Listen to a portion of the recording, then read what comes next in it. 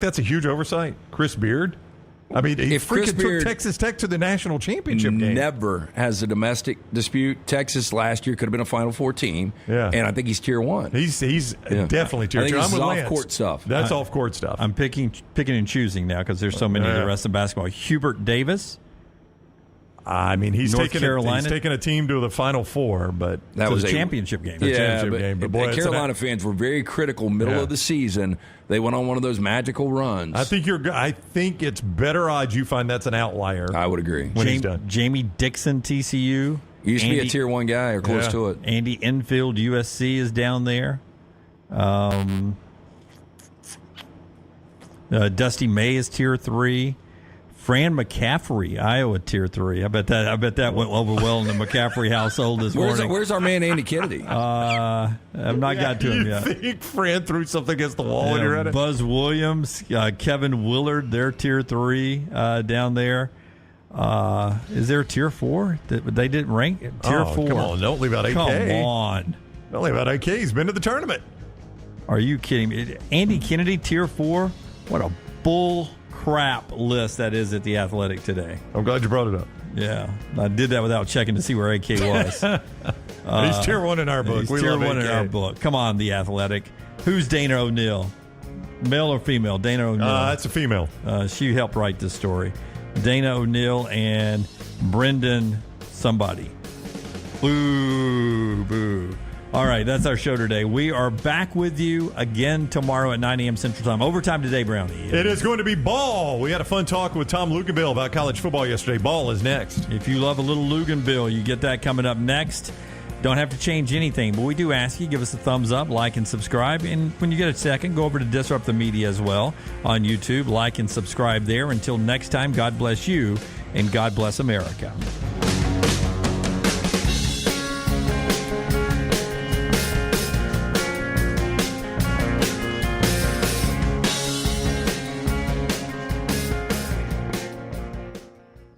Next Round Live on Twitter, Instagram, Facebook, and YouTube. The social media team at Next Round Live will share the latest interviews and videos from UAB, Alabama, Auburn, and campuses all over the college landscape. You'll also get the latest highlights and news from the Next Round Live Daily Show. Jim, Lance, and Ryan will share their thoughts, and remember, you can always see the old shows on the Next Round Live YouTube channel. Subscribe, like, and don't forget to comment. Turn on the notifications so you don't miss a thing.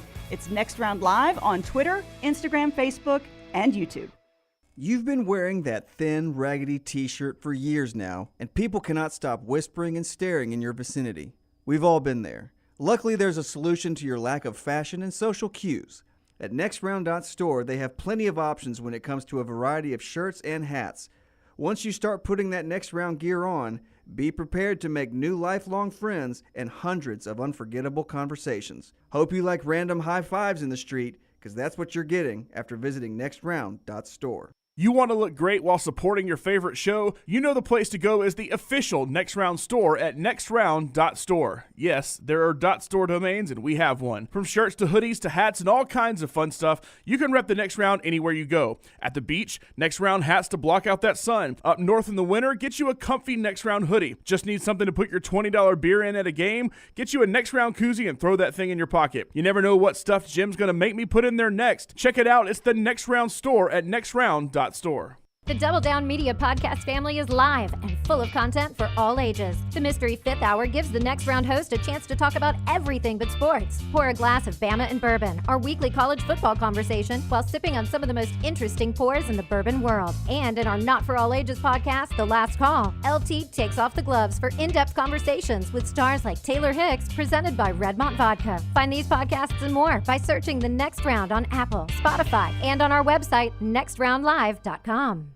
Want more of the show? Download the app or visit nextroundlive.com for the latest podcast, The Mystery Fifth Hour, our Not For All Ages podcast, The Last Call, and the entire Double Down Media podcast family, all at nextroundlive.com and on the Next Round app. Take the Next Round anywhere you go with official Next Round gear. Buy yours today at nextround.store. Jim Dunaway, Lance Taylor, Ryan Brown, and Rockstar. Live from the Birmingham Racecourse Casino Studios, The Next Round, presented by Bud Light, is on now. Hey, let's get going on a Thursday now. Quick note, programming note right off the bat. A couple of them, in fact. One of them, Roman Harper, who's usually with us at 9:25 Central Time, will join us at 10:25 Central Time. So you got Buster Olney talking World Series at 10 Central. Roman Harper talking SEC football at 10:25. Dan Orlovsky with us at 11:05 Central Time today to talk about the NFL, which gets going tonight, Buccaneers-Bills. And then Trent Dilfer with us at 11:45 to end the show, UAB on a bye week, as the Blazers get ready for the home stretch to the end of his first season down on the south side. That's all coming up on the show. Jim Dunaway, Lance Taylor, Ryan Brown, Rockstar, Forrester, Tyler, Lunsford, all here today. Taylor Korn in the command center out there with EG and Kelsey on our social media site at Next Round Live, and Next Round Live everywhere, including on YouTube, where you need to like, subscribe, and give us a thumbs up today. And while you're on YouTube watching us today, jump over to Disrupt the Media, like and subscribe there. That's our site too, Disrupt the Media, and you get a lot of great content there. Before we get into the games last night, I'm with LT that I believe AI is going to destroy the world at some point. Rockstar, give me cut 7. This will start a war at some point. AI will. We'll have, because this is so well done. You thought so? You don't think this is well Not done? Not at all. The mouth is terrible. Yeah. I saw it yesterday. I haven't seen it yet. Okay. You tell me if you think it's good or not. Here's AI Jim Harbaugh. But see, they've gotten rid of to me, it was the telltale sign when they were putting the actual, they were putting on the backdrop their handles on their social media. Right. This time it's the real backdrop. I wasn't paying close attention to the mouths, but it's AI, man. Jim Harbaugh admitting to all this sign stealing stuff is real. Thank you, everyone, for coming and allowing me to address this. The rumors are true. We have been scouting some other teams, but how was I supposed to know that was illegal? We Michigan men do anything we can to get ahead, even if it may seem dirty. I'd like to remind you all that in spite of recent minor success, I am still 1-6 in bowl games and 2-5 against the Ohio State University. I'm just doing what I can to drag this sorry program out of the mud. Very cheesy. Not even. The Brian Ferentz is much better. So Brian Ferentz was better. Grab the ladder and climb out of my house. Yeah, that was terrible. And the fact that people were tweeting it like Brian Ferentz actually said that is what blows me. Like, normally responsible people in the media are like, I know, an assistant coach really said that. So we're gonna get these on every story at this point. Probably right? so. Every story. So the big twist on the Michigan story from yesterday was the Washington Post detailing that an outside investigative firm was hired by someone to do the investigation. They collected documents and videos, which including computer drives, and multiple Michigan coaches, according to the report, had access to that computer drive, nothing tying Jim Harbaugh to it. They were able to get travel plans, budgets for the travel plans that included 8 Ohio State games, 4 or 5 Georgia games involved in it. And it also included current interns in the football building as some of the people who were sitting in those seats doing the video. So Lance, you're the Michigan intern. Dude, you got to go to Athens. Yeah. Take it Athens. Sorry, you got to go to Illinois, Indiana this weekend. No, I want Athens. Give me Athens, and you're not going to look at my expense report. I'll pay half my expenses. Let me go to Athens. I don't want to go to Champaign. Hey, and by the way, everybody's getting asked about it. Every coach is getting asked about it. Brian Kelly, Sam Pittman, and Nick Saban all yesterday, when asked about it, went back to the in-helmet transmission and said, why are we not doing – all this goes away if we just do what they do in the NFL and put the in-helmet transmission. Lane Kiffin said, we've been talking about that for years, and the reason – last time he remembers it got shot down, they were worried about the expenses for the non-power schools and out-of-conference games. If the SEC decided to do it, what would we do in interconference games when we're playing somebody from another conference or a lesser school? Because you got to, if you can't use them in all your games, you're going to have the elaborate signs anyway.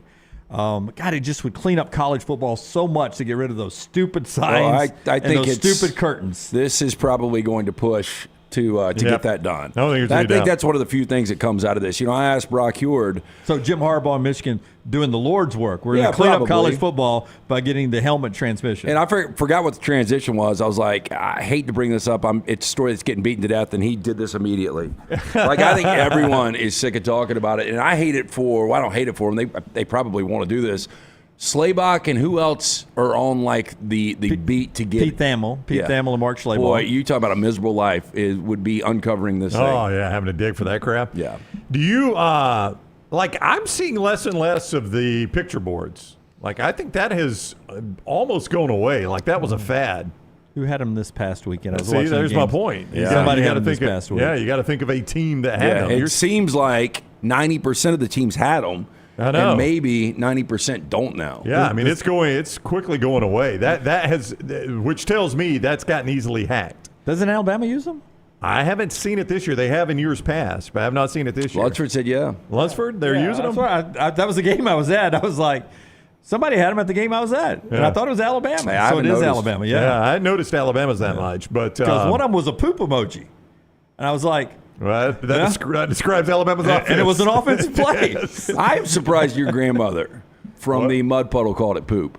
The one that used to dip. Well, no, she did not. She did not. Scat. Yeah. All I remember is they had a dunk on one in the Texas game. Now it's facing me, so it wasn't facing the field. But every time that happened, it was a bomb touchdown for Jalen Murrow. It's like, keep putting the Jim Dunaway dunk up. That seems to be working for you. Yeah. Keep doing that one. So that wasn't what was on the front side. No, but it was on the back side. Whatever was on the other side of that. Whatever was on the flip side of the dunks, the good Jalen Milrow play. I'm with you. The thing that bothers me more, curtains and towels. The curtains and towels bother me more please. than the picture signs. I get so tired of that. And I think that started. I want to say it was Clemson, Alabama was the first time I remember seeing it. Yeah. Back in the Georgia Dome when the Alabama breakout game when Clemson was the higher ranked team and favored, and the Clemson sidelines had the. Yep. And I was like, God, I hate these curtains. Are we holding up curtains? I remember. I think cheap it was, looking too. It is cheap looking. Yeah. It chintzes up your sideline, and I remember one. I think it was Houston actually sold the backside of theirs. You remember that? It was like some Toyota dealership. Yeah. So all the home crowd, they would hold it up. They'd have an ad on the back. I mean, we probably would have 100%. We'd have a Champies and a Birmingham race course, an Alfa Romeo, a Bromberg. We would do it. In fact, if you'll notice in our this is all just in house, right? Nobody else gets it. Just in house. I've got a Birmingham race course casino studio and a Champy's chicken on our little call sheet. And we'd be like, is anybody stealing our signs? And nope, but we got it sold. Everybody hold them up. Coach, we're up 52. I don't care. We got it sold. So that's the Michigan scandal update today. Washington Post with that part of the story yesterday.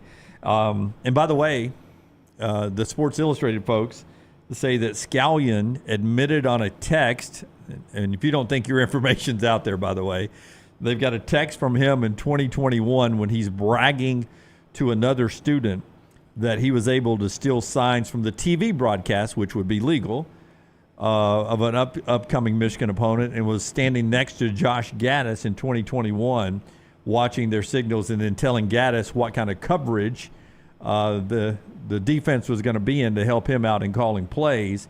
And in the same document, same text with that student, he said he did a study when he was at Navy where he had over 500 private personnel files of Navy football players over the years to work on a theory that he was working on. And somebody from Sports Illustrated called Navy and the Naval Academy and said they would not comment and they don't know if it's true. But if it's true, this is what gets scary. He says the Navy spokesperson told Sports Illustrated, if that's true, then he's in violation of the Privacy Act of 1974. My gosh, so they're going to put him in prison over this? This guy better hurry up and plea deal quick. Yeah, hey, you are right, man. We are watched everywhere. I was at traffic stop somewhere, one of these lights on 280, and I was just looking at the angles of the cameras way above.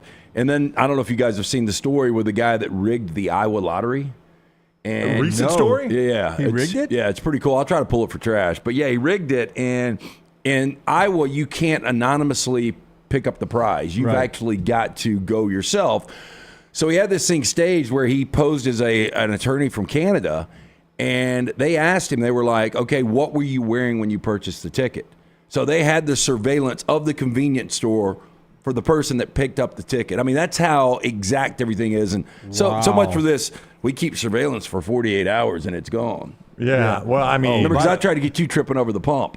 Yeah. I can't believe we couldn't get that. I can't believe we never got that. I know. I so tried. badly wanted to see that. I even wanted to see that. Forrester, when I bought Forrester and my tickets, if we'd have won, there'd been no way, Forrester, I'd have remembered what I was wearing. I thought the same thing. I'm like, I can't tell you what I wore yesterday. I might have had a next round hat on. Yeah. There's a Something chance. I would feel good about that. Find the one Lance was wearing. There's a chance I was wearing the same one. But what I was wearing, I don't know. I bought ours when we were leaving Nashville that day. I can't remember what I had on. But that's what tripped him up. It's what? He couldn't remember what he was wearing? Yeah. That And they said he was so far off. That was one of the first red flags about Can it. you tell me exactly what you had on Saturday? This past Saturday? Yeah. Maybe because it was game day. Okay. What about Sunday? Well, that's Rams jersey. What No, about for last Friday? I really don't remember what I wore Rams. Last Friday. See, I mean, that's the whole point. I can't tell you what I had no idea. I can't tell you what I wore last Friday. I can tell you what I wore yesterday because of a funeral. I can't do Tuesday or Monday. See, I don't think that should have been like damning evidence that the guy couldn't tell you what he's wearing. Me either. But he really didn't bite. He rigged it, right? He rigged it. They knew what he was wearing. Yeah. Yeah. It's a pretty cool story. Yeah, I told you guys, my wife's purse got stolen, and it was a whole big ton of crap. And the Hoover, it was in the city limits of Hoover, and the detective told me, like, we were talking about it, and he said, all we need is a description of the car because he would have had to use this road. He told me the road it was Valleydale, to get to where he tried to use the credit cards. And he goes, we got every license plate on that road every day. I was like, that's a little scary right there. Wow. Yeah. I mean, I want you to catch this guy, but that's interesting. Every license plate on that road every day. Every day. Every license plate on that road every day. Rocky, help me out. Gene Hackman, Will Smith.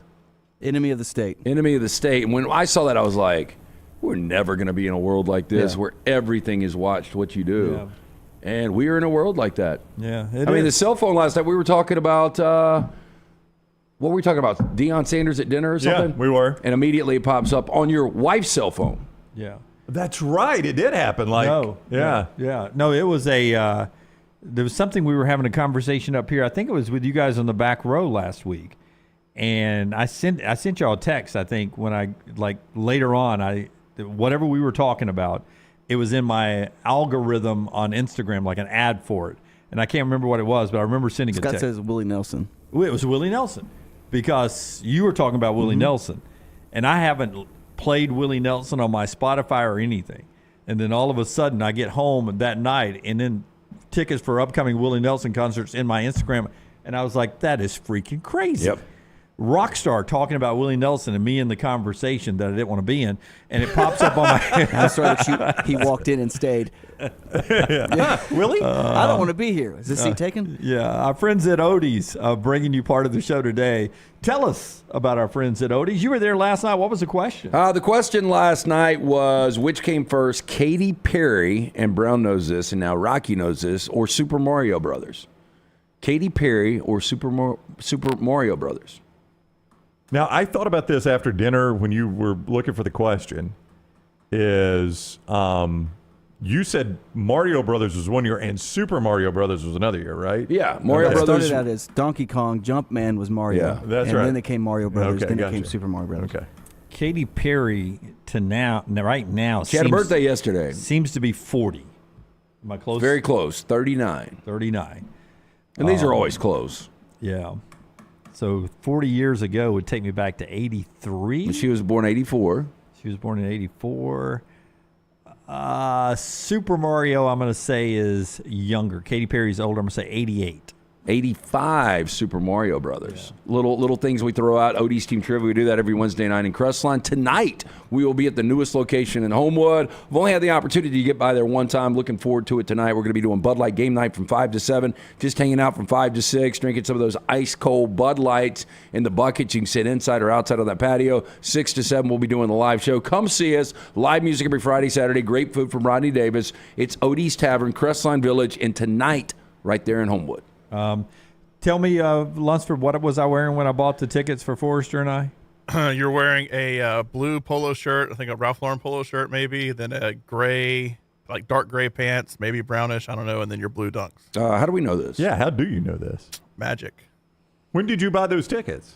It was Thursday you were leaving Nashville, right? Oh, so you went back and looked at the video. Thursday show. The Thursday show, yeah. Is that what you did? I just have my Yes, sources. he did. He went back. All of our shows still up on our YouTube channel. Like and subscribe there. Football last night. There was no cardiac cocks last night. Not needed. Yeah, I get home from dinner and I throw on the TV, and Webb is sneaking it inside the corner for a touchdown. It's 21-0 first quarter, and I said, I am going to watch zero of this game after this. I did not watch another second of it. I was like, that's 21-0. I'll turn that off right there. They dominated last night, 41-16. Zion Webb had 230 scrimmage yards, 3 touchdowns, and they're now 7-2, 5-1 in the league. Alex, one of the bartenders at Odie's, asked me last night. He was like, "Is Jack State D1 now?" Yeah, they are, baby. He was like, "Boy, they play a lot during the middle of the week on ESPN." I'm like, "Yeah, they are, and they're playing well." I mean, sitting at 7-2, the most snake bit team that is still defeated is Sam Houston State. And if you haven't watched them, they're in every single game. Yep. They were up comfortably last night against UTEP, and they blow the game. 37-34, UTEP beat Sam Houston State, who's now 0-8. But I'm right about this. Like, Sam Houston State was doing better at the FCS level than Jack State was. That is correct.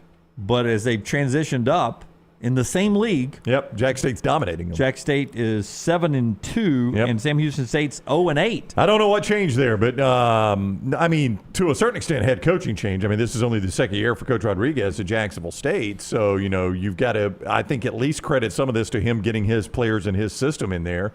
And they've been active in NIL. Jacksonville State has, and I don't know what Sam Houston's situation is there for as far as collective goes and recruiting and things like that. So.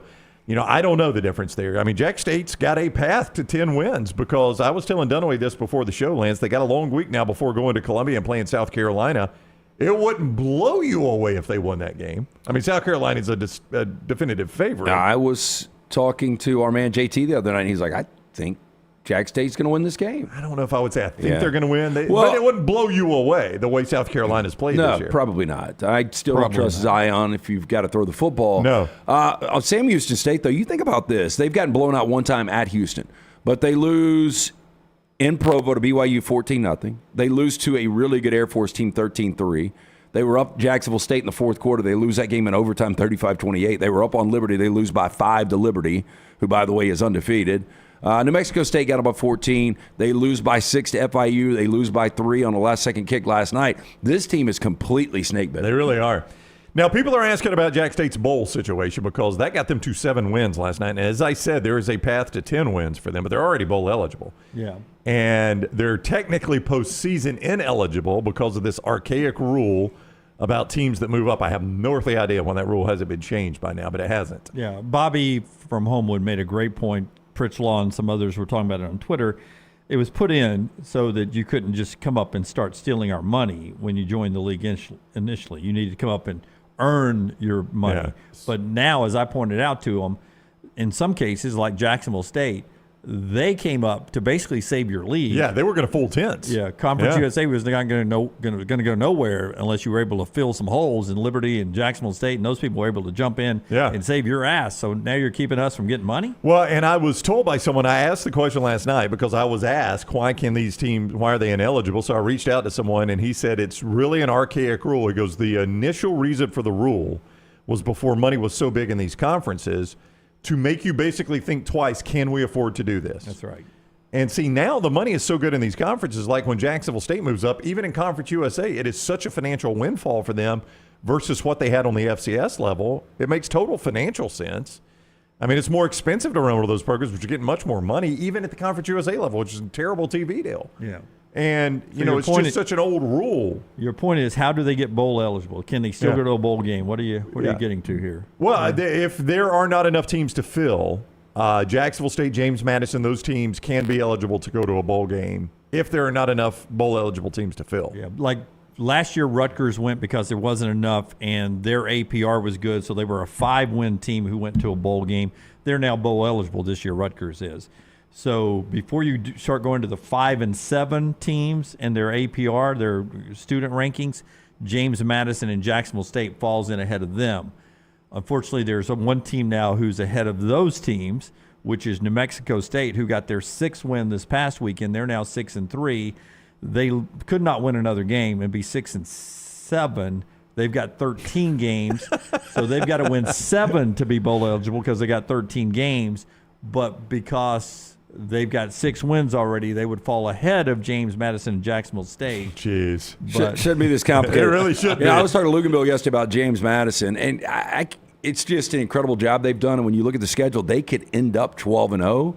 And if Air Force does slip, James Madison could be your highest rated Group 5. And can you imagine, because of these stupid technicalities, the money they would lose not being able to go to a New Year's Six? And that the Sun Belt will lose. That's right. But the Sun Belt's not even going to let them play in the Sun Belt championship game because in order to get that New Year's Six bowl bid, you got to be the highest ranked conference champion. Yeah. We do this with laws. I mean, it's not just like NCAA rules, but we enact these laws that made sense perhaps when they were enacted, and then we just ignore them like the rest of our life, and we just keep the laws there. I don't know why this is not reevaluated more often. And I know, I mean, people may think I'm just saying this because it's my old school Jacksonville State. It's not. I mean, James Madison, that screws them, man. And this is just a stupid rule. It makes no sense whatsoever. If you are now an FBS team, you're playing by FBS rules, then you should be able to accomplish FBS goals. Yeah, it's actually more impressive James Madison is doing what they're doing. They've only been FBS a short amount of time. Like second year.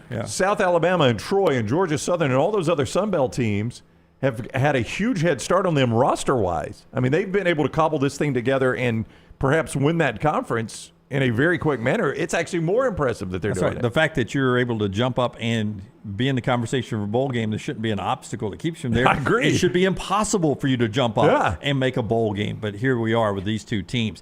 A couple of sponsors before we take our first break here. We'll talk about the games tonight, both in the NFL and college, coming up on the other side. And can I bring one thing up when we come back? Why Oregon will never win a national championship? Oh, wow. Sure. Shut it down. Yeah, we'll do that next, too. Got a whole show. We can do anything, anytime, anywhere, including our friends at Wayne's, who will take care of your pest control, your termite protection. Call Waynes.com. Call Waynes.com. Wayne's Pest Control has been serving our communities by doing the thing they love, providing world-class pest control and termite protection right there at callwaynes.com. And if you go to the website, new or existing customer, you get $50 off pest control or termite protection. $50 off just by going to callwaynes.com, callwaynes.com. If they ever ask you what you heard about us, tell them about the next round. Also by our friends at Redmont, who brings you part of the show as well. Tell us about Redmont. Yeah, locally owned and operated, available in 22 states. If you're at a bar or restaurant, ask for it by name. If they don't have it, tell them to get it. It's gluten-free. It's 8 times distilled. Fantastic product. Again, locally owned and operated. Charles Barkley, one of the great faces behind Redmont Vodka.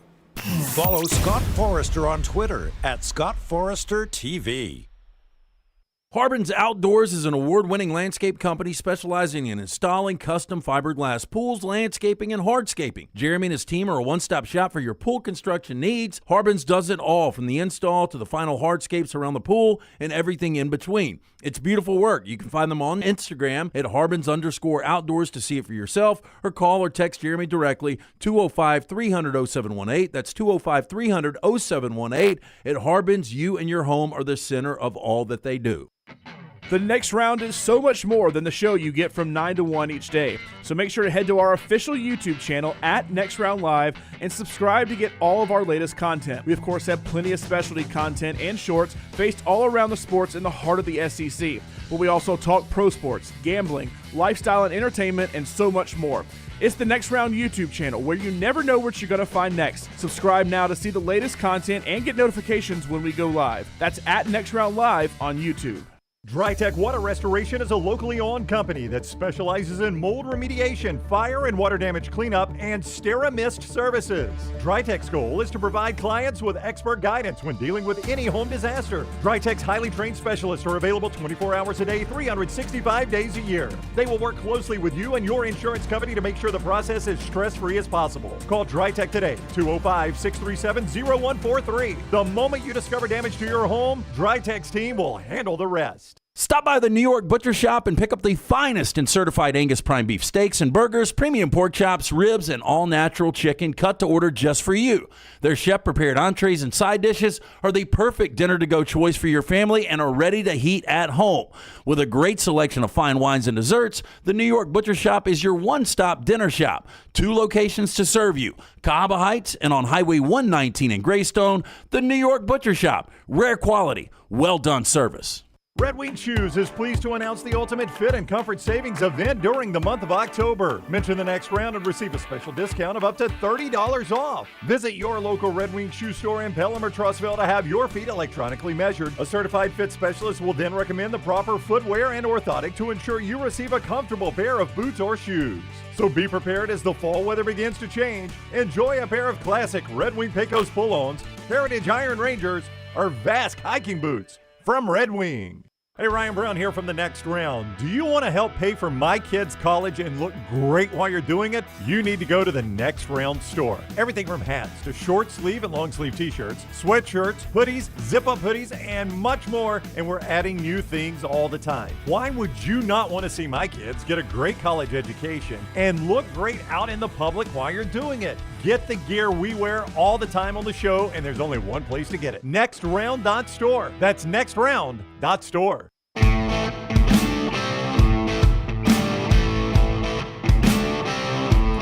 We'll get into tonight's lineup, talk a little bit about the college football and the NFL game tonight. LT's got a thought on Oregon in the national championship up first, right after I tell you about our friends at Alabama Power.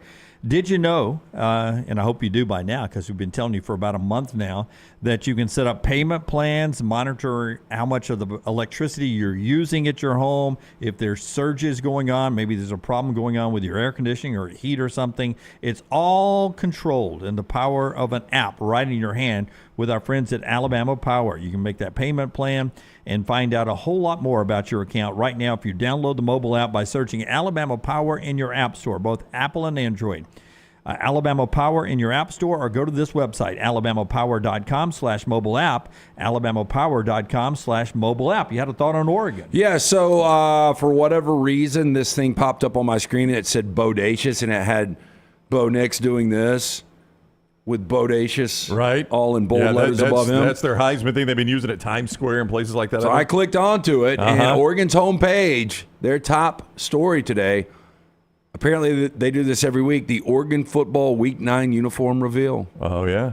So they're more concerned about Bo's Heisman campaign and their uniform reveals than they are about rolling into Utah. And I know, Dunaway, you're going to back them up here. Well, no, I think everybody does this kind of stuff. Not Penn State and Alabama. No. I mean, it just not teams that win national championships. I don't know why it popped up on your screen right now. Well, I think I know why, because I've been talking about Bad Bo all week, and this is going to be a perfect moment. I wanted to ask for this. Bad Bo to show up. Lance thinks Bo Nix crashes into the ground. He's flown too close to the sun, and those wings melt. I could not believe how much time they put on a uniform reveal, and they hardly ever get it right. Jimmy Curran, don't act like this is. They all do it. I mean, Forrester, how many videos do you see every week as you're getting things ready for this show of teams unveiling what uniforms they're wearing? But this is their home page. I understand that a ton. Why would they not do it on their home page? That's where everybody does it. On their home Twitter accounts, everybody does it. What they're wearing this weekend.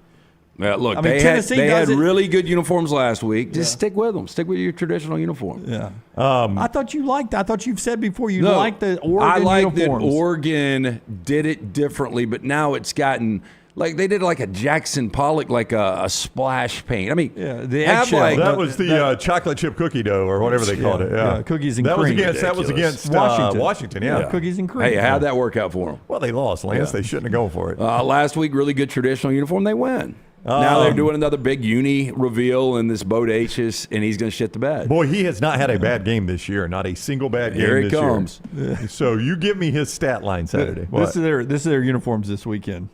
What? Now it's been revealed? Yep. I mean, we get South Carolina, Mississippi State. They all do it.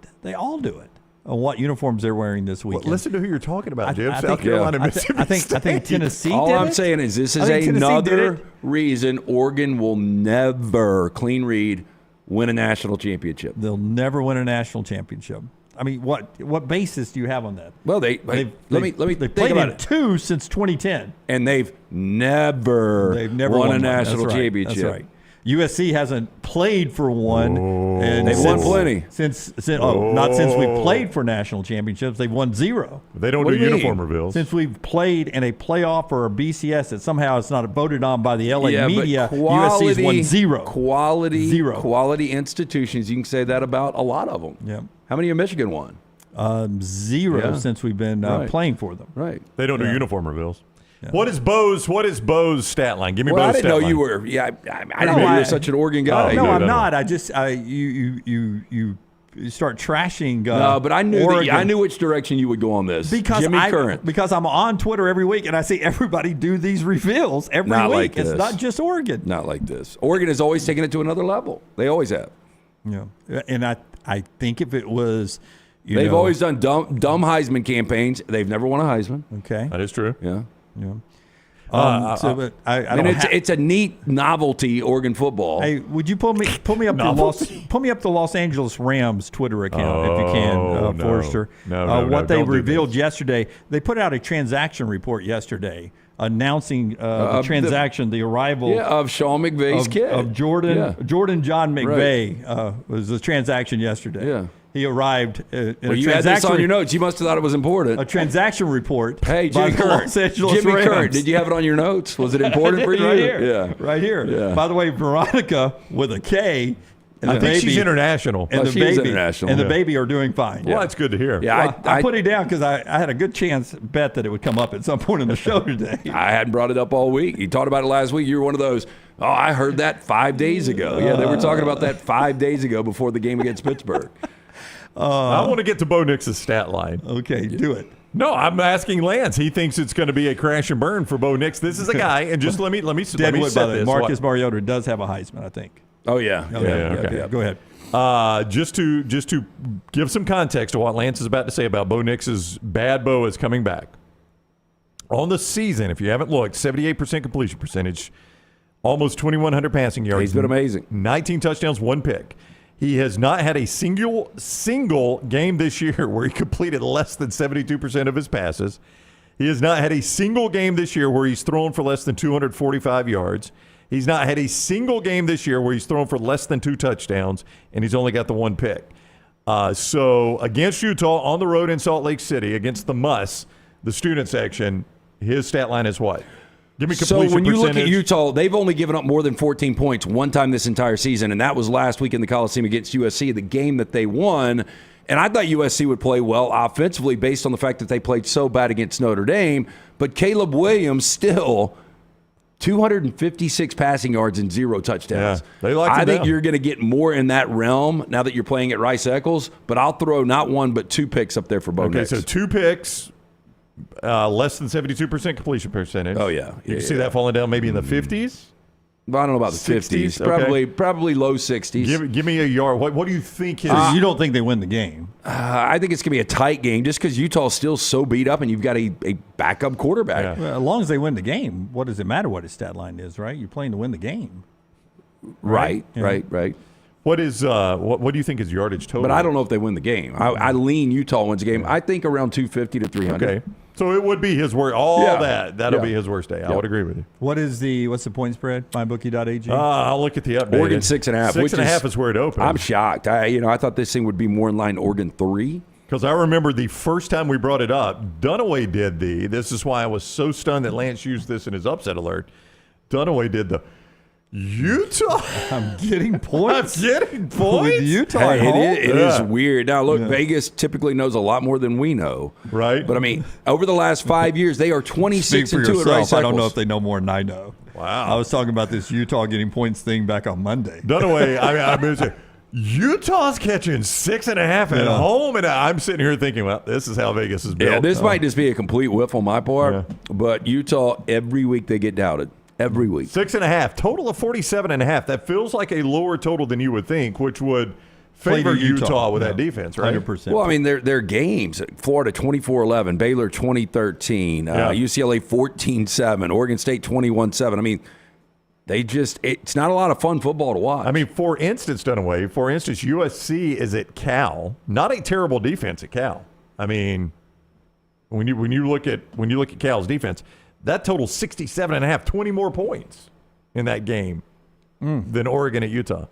So I think Las Vegas, at least, is expecting a lower scoring game than you might imagine, which favors Utah. That plays to Utah. Yeah, It's in a bad game by Bo. But Cal has given up 86 points over the last 2 games. I think there's a lot to do with that, and they're waiting for USC, the offense, to bust back out. Our friends at Milo's have introduced the loaded fries to their menu. Their classic crinkle-cut fries topped with queso, bacon, and jalapenos. Makes up their Mexi fries here. You'll see a picture in a second.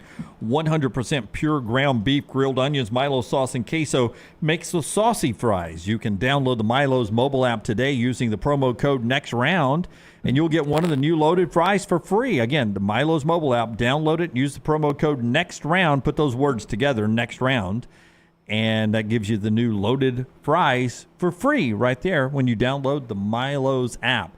Tonight's action, interesting, Virginia Tech still 2-1 in the ACC. Surprising to me, they're 3-4 overall, 2-1 in the ACC. At home to Syracuse tonight, 6:30 ESPN. We'll talk about tonight's schedule. Let me just give you a loaded lock tonight, I would bet. Again, at mybookie.ag, I'm still learning to navigate the system. Okay. And I don't always put my glasses on. All right. To navigate the system, which is not good management of your money. Yeah, when you're betting money, that's probably a bad idea. Never bet any amount of money that you can't afford to lose. Absolutely. But you also buy things without looking at the price tag. Yeah, Right? Lance has a good point there. So this is I consistent. do own a $185 hoodie that I would have never, that I thought I was paying maybe $100 for. Yeah.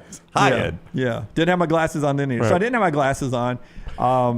And last night I was like, well, I've already missed the start of the Jack State game. Thank God, because I was going to take FIU and +8. Don't you wish you knew these things? Thank Just God. say them out loud. Well, he's about to say it out loud right here. I know where he's going here. But I was thinking to myself last night, I was like, it's the cardiac Cox. That's right. I mean, every game's close. I'm getting 8 points at home, and Jack State's going to play it close. Yeah. I was going to hammer FIU. Thank God. The Sun Blazers? Thank God we took time for dessert at Oak House, and I didn't make it home before the kick. And you were so upset, weren't you? I was like, and then I turned on the FIU. TV. I was like, I'm going to turn on the TV, and FIU's going to be up 2 touchdowns. Turn on the TV, 3 touchdowns. I like how you turn on the TV old school. Yeah, old school. Yeah. Yep. It's still the same. It's sign language. Little knob. So last night I played a little quick parlay in the NBA. Lost? Really? You Without my play your glasses. Knicks? No. Without your glasses. Quick parlay with my Knicks. heartbreaker. I'm like, hey, Dallas -4 in San Antonio. Everybody's talking about Wembayama. I'm going to take Dallas, give the 4, front end of my parlay. No problem. I'm halfway home to a parlay. Right. My other problem was Got to finish that parlay. I clicked a game that I thought was last night. So when I woke up, I thought to myself, did I win my parlay? And I saw the first one. I was like, great. I can't find the score of the Suns-Lakers game. Oh. That's tonight. Yeah, he's still alive. Yeah, Hold still your breath. alive. I'm Yeah. halfway home to a parlay hit. I would hammer the Lakers tonight. Oh, yeah. If I was you guys. You didn't play the Suns, did you? I played the Suns. Oh, I love the Lakers tonight. All right, Suns are coming off a win on the road at Golden State. Lakers are coming off a disappointing, opening loss to Denver, and the Lakers are -5.5. What did you catch there? Booker and KG, and I'm getting a 1.5 against the Lakers. I mean, the old please. Lakers. It's going to 5.5 because I don't think Bradley Beal's going to play tonight. I don't think Booker's playing. Why would they not play? They're hurt.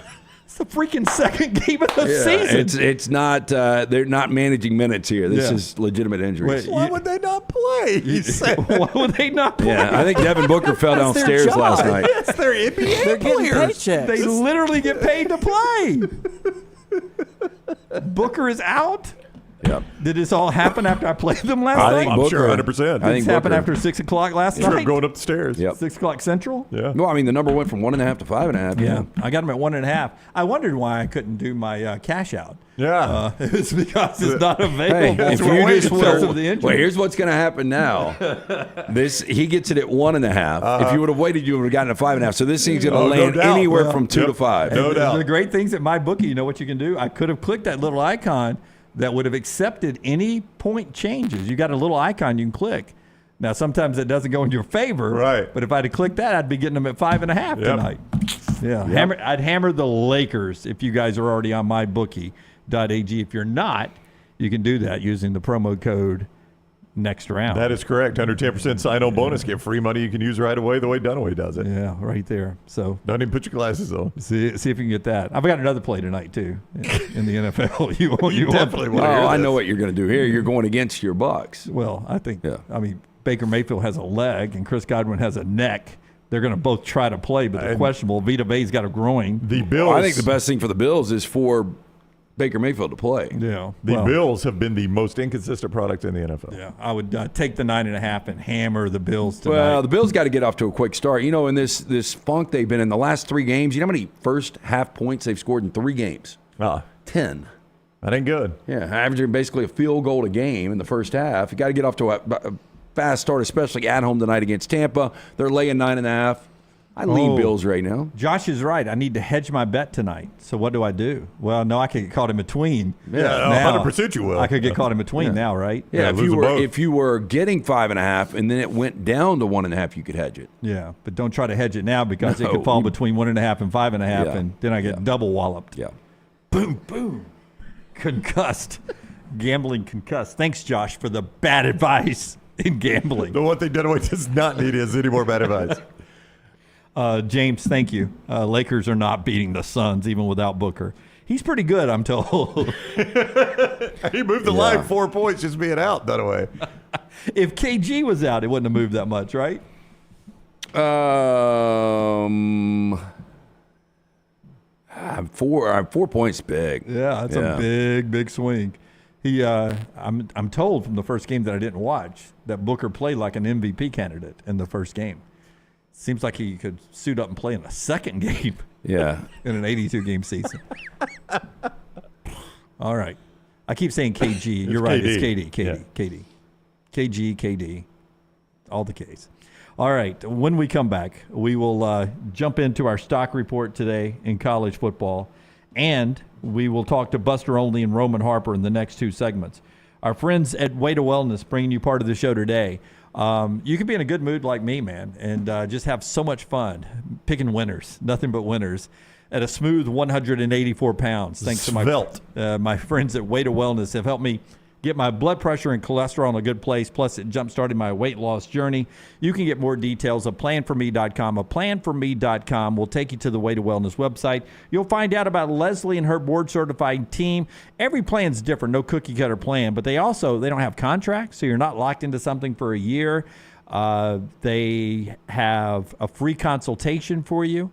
And there's no sign-up fees. So really no out-of-pocket money to find out about Way to Wellness. If you've been struggling with weight loss or some other, things like blood pressure or cholesterol, at least check it out. It's the best thing I've ever done. In fact, later on, got this protein bar right here. What's the flavor? This is a chocolate mocha, a little coffee chocolate flavor. There you go. Yeah. Be a snack in the middle of the show coming up. Looking forward to that. All that. Way to Wellness. It's a journey to healthy living. The website, again, planforme.com. Rockstar. Unlocked with Fox Sports' Brock Heward and Lance Taylor weekly at Disrupt the Media on YouTube and wherever you get your podcasts. The wait is over. Tonali has arrived. Beautifully distinctive Italian styling and performance. Come test drive the all-new 2024 Alfa Romeo Tonali plug-in hybrid at Alfa Romeo of Birmingham. The all-new Tonali offers best-in-class horsepower and torque, fastest 0 to 60 times in its class, plus best-in-class range with full electric charge. And best of all, qualified Tonali leasees are eligible for up to $7,500 EV tax credit factored into your lease. Hurry down to Alfa Romeo of Birmingham and experience the all-new Tonali. The Next Round golf card is back and is presented by Urology Centers of Alabama. For $89, play Limestone Springs, Cross Creek, The Meadows, and the renovated Woodward Golf Club. $247 in value for just $89. Or get bonus gifts with the Deluxe Golf Card for $119. No restrictions, good through September of 2024, but supplies are limited. Buy right now at nextround.store. Hey, Lance Taylor from the Next Round. You've heard me for years talk about our friends at Bromberg's Jewelers, and we welcome you to stop by and see that great customer service at the Mountain Brook and Summit locations, but we'd also love for you to check out their new online shop. They've got plenty to choose from. Great gifts, big and small. Available online, they've got David Yurman, Tudor watches, select diamond and gemstone jewelry, William Henry, seasonal and favorite giftware items, and baby gifts as well. They've even got an online sale section. For more information, brombergs.com. nextroundlive.com. Make sure to start your day at nextroundlive.com. Get caught up on the latest podcasts and videos from the live daily show, plus specialty shows such as the Mystery Fifth Hour. You can also learn more about the whole staff at Double Down Media, find all of our social media feeds, see the latest videos from our YouTube channel and gaming channel, plus find other ways to consume the show like the Next Round mobile app, which you can download direct from the site via your iOS and Android device. Make nextroundlive.com your homepage and stay up to date with everything from us here at the Next Round. A legendary coach once said, "It's not the will to win that matters, it's the will to prepare to win." Bryant bankers have the dedication and experience to put together a financial game plan that's right for you. Stop by one of the 7 Central Alabama locations today or give them a call at 1-855-4-BRYANT to begin preparing for your financial future today. You'll find out what unbeatable service and legendary results are all about. Bryant Bank, Equal Housing Lender, member FDIC. Do you need extra cash handy? Look no further than Legacy Credit Union for whatever loan your lifestyle requires. It only takes a few minutes to apply and request the amount you need to give you peace of mind. With affordable low rates and manageable payback plans, a Legacy Lifestyle loan is crafted just for you. Apply online today at legacycreditunion.com/join. Lifestyle loans from Legacy. Terms and conditions may apply. Legacy is federally insured by the NCUA.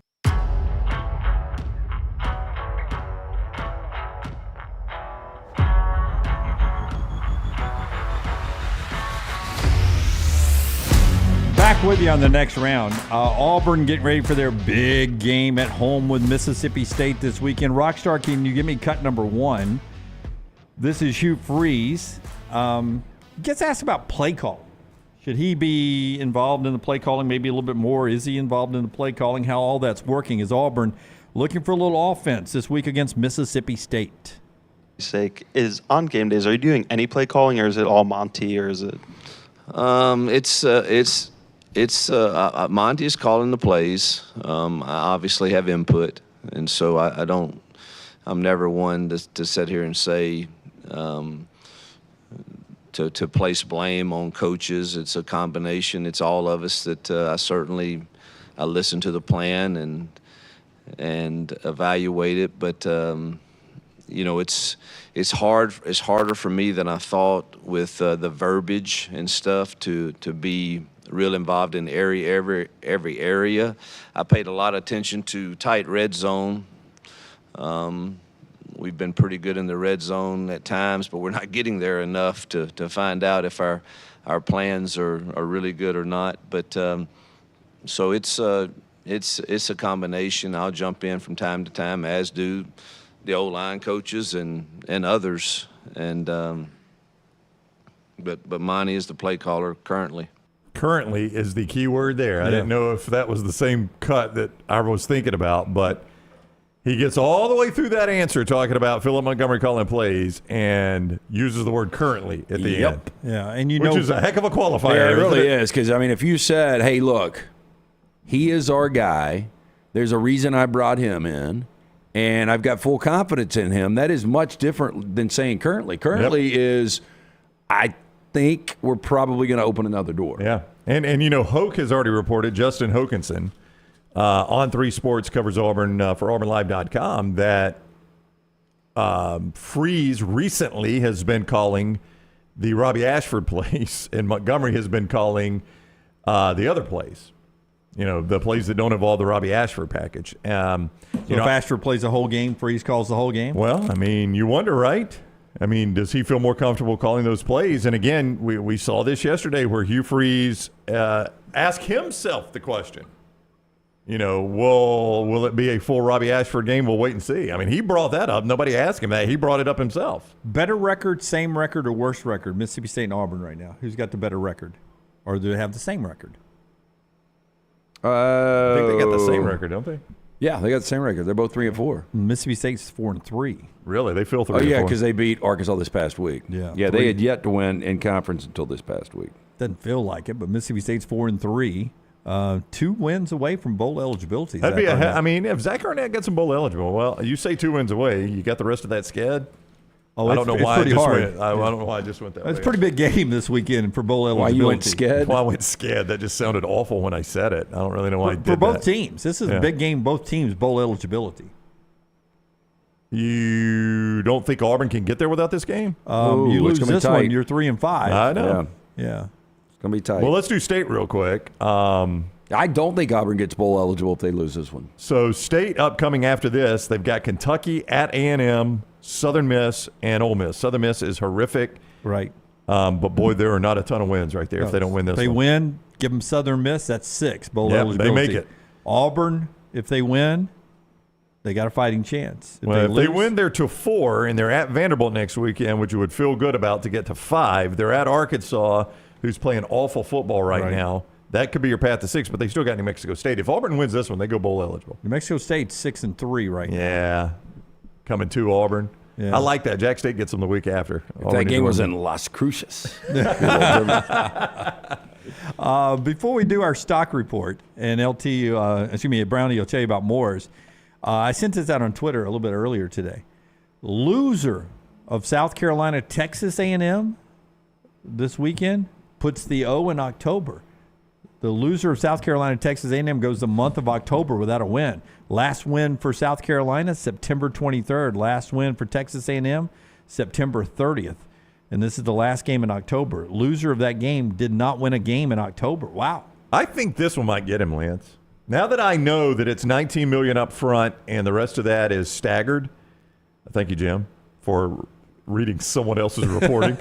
Brought it to your light and to some of our listeners. 3 straight home loss to South Carolina. This feels like one of those that might get him. Yeah, I think A&M fans, obviously they're fed up. I think Jimbo Fisher's got to be tired. This is doing nothing for that locker room right now to continue to hear this week in, week out. So sooner or later, I think it's pretty inevitable that this is going to be the year. There's still people that disagree, though. There are people that are like, they're not going to pay that buyout. I don't know. Yeah, I think they will. $19 million. I'm like Brown. Once I saw that, $19.2 million is the first check, and then it's $7 million after that. That is very manageable. I do not care how much money you have. Yep. Right. You could be a billionaire. Well, I guess there is a limit. But most anybody you know, however much money they have, an interest-free payment plan always sounds better, doesn't it? It does. Like, I could go buy a car, and I could be like, well, your cash price is $40,000, but if you give me $20 today, I'll split that $20,000 up over the next 5 years and do it at no interest. Who in the world doesn't say, let me split that up at no interest? Right. I mean, look, you're letting your money work for you. Yeah, but it could be the difference in a $40,000 expenditure or not making that $40,000 expenditure, right?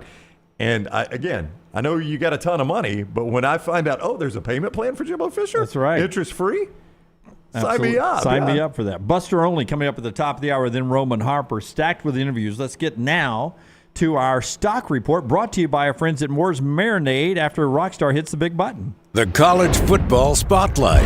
Stock up, stock down. College football stock report. Moore's Marinade can make you an absolute hero in the backyard this football weekend. The weather's about to start cooling off. You're out there smoking or smoking some meat or grilling some meat in that grill. You got the wings. Moore's Marinade's got you covered for all of it. They're marinated wing sauces, the secret sauce for backyard success.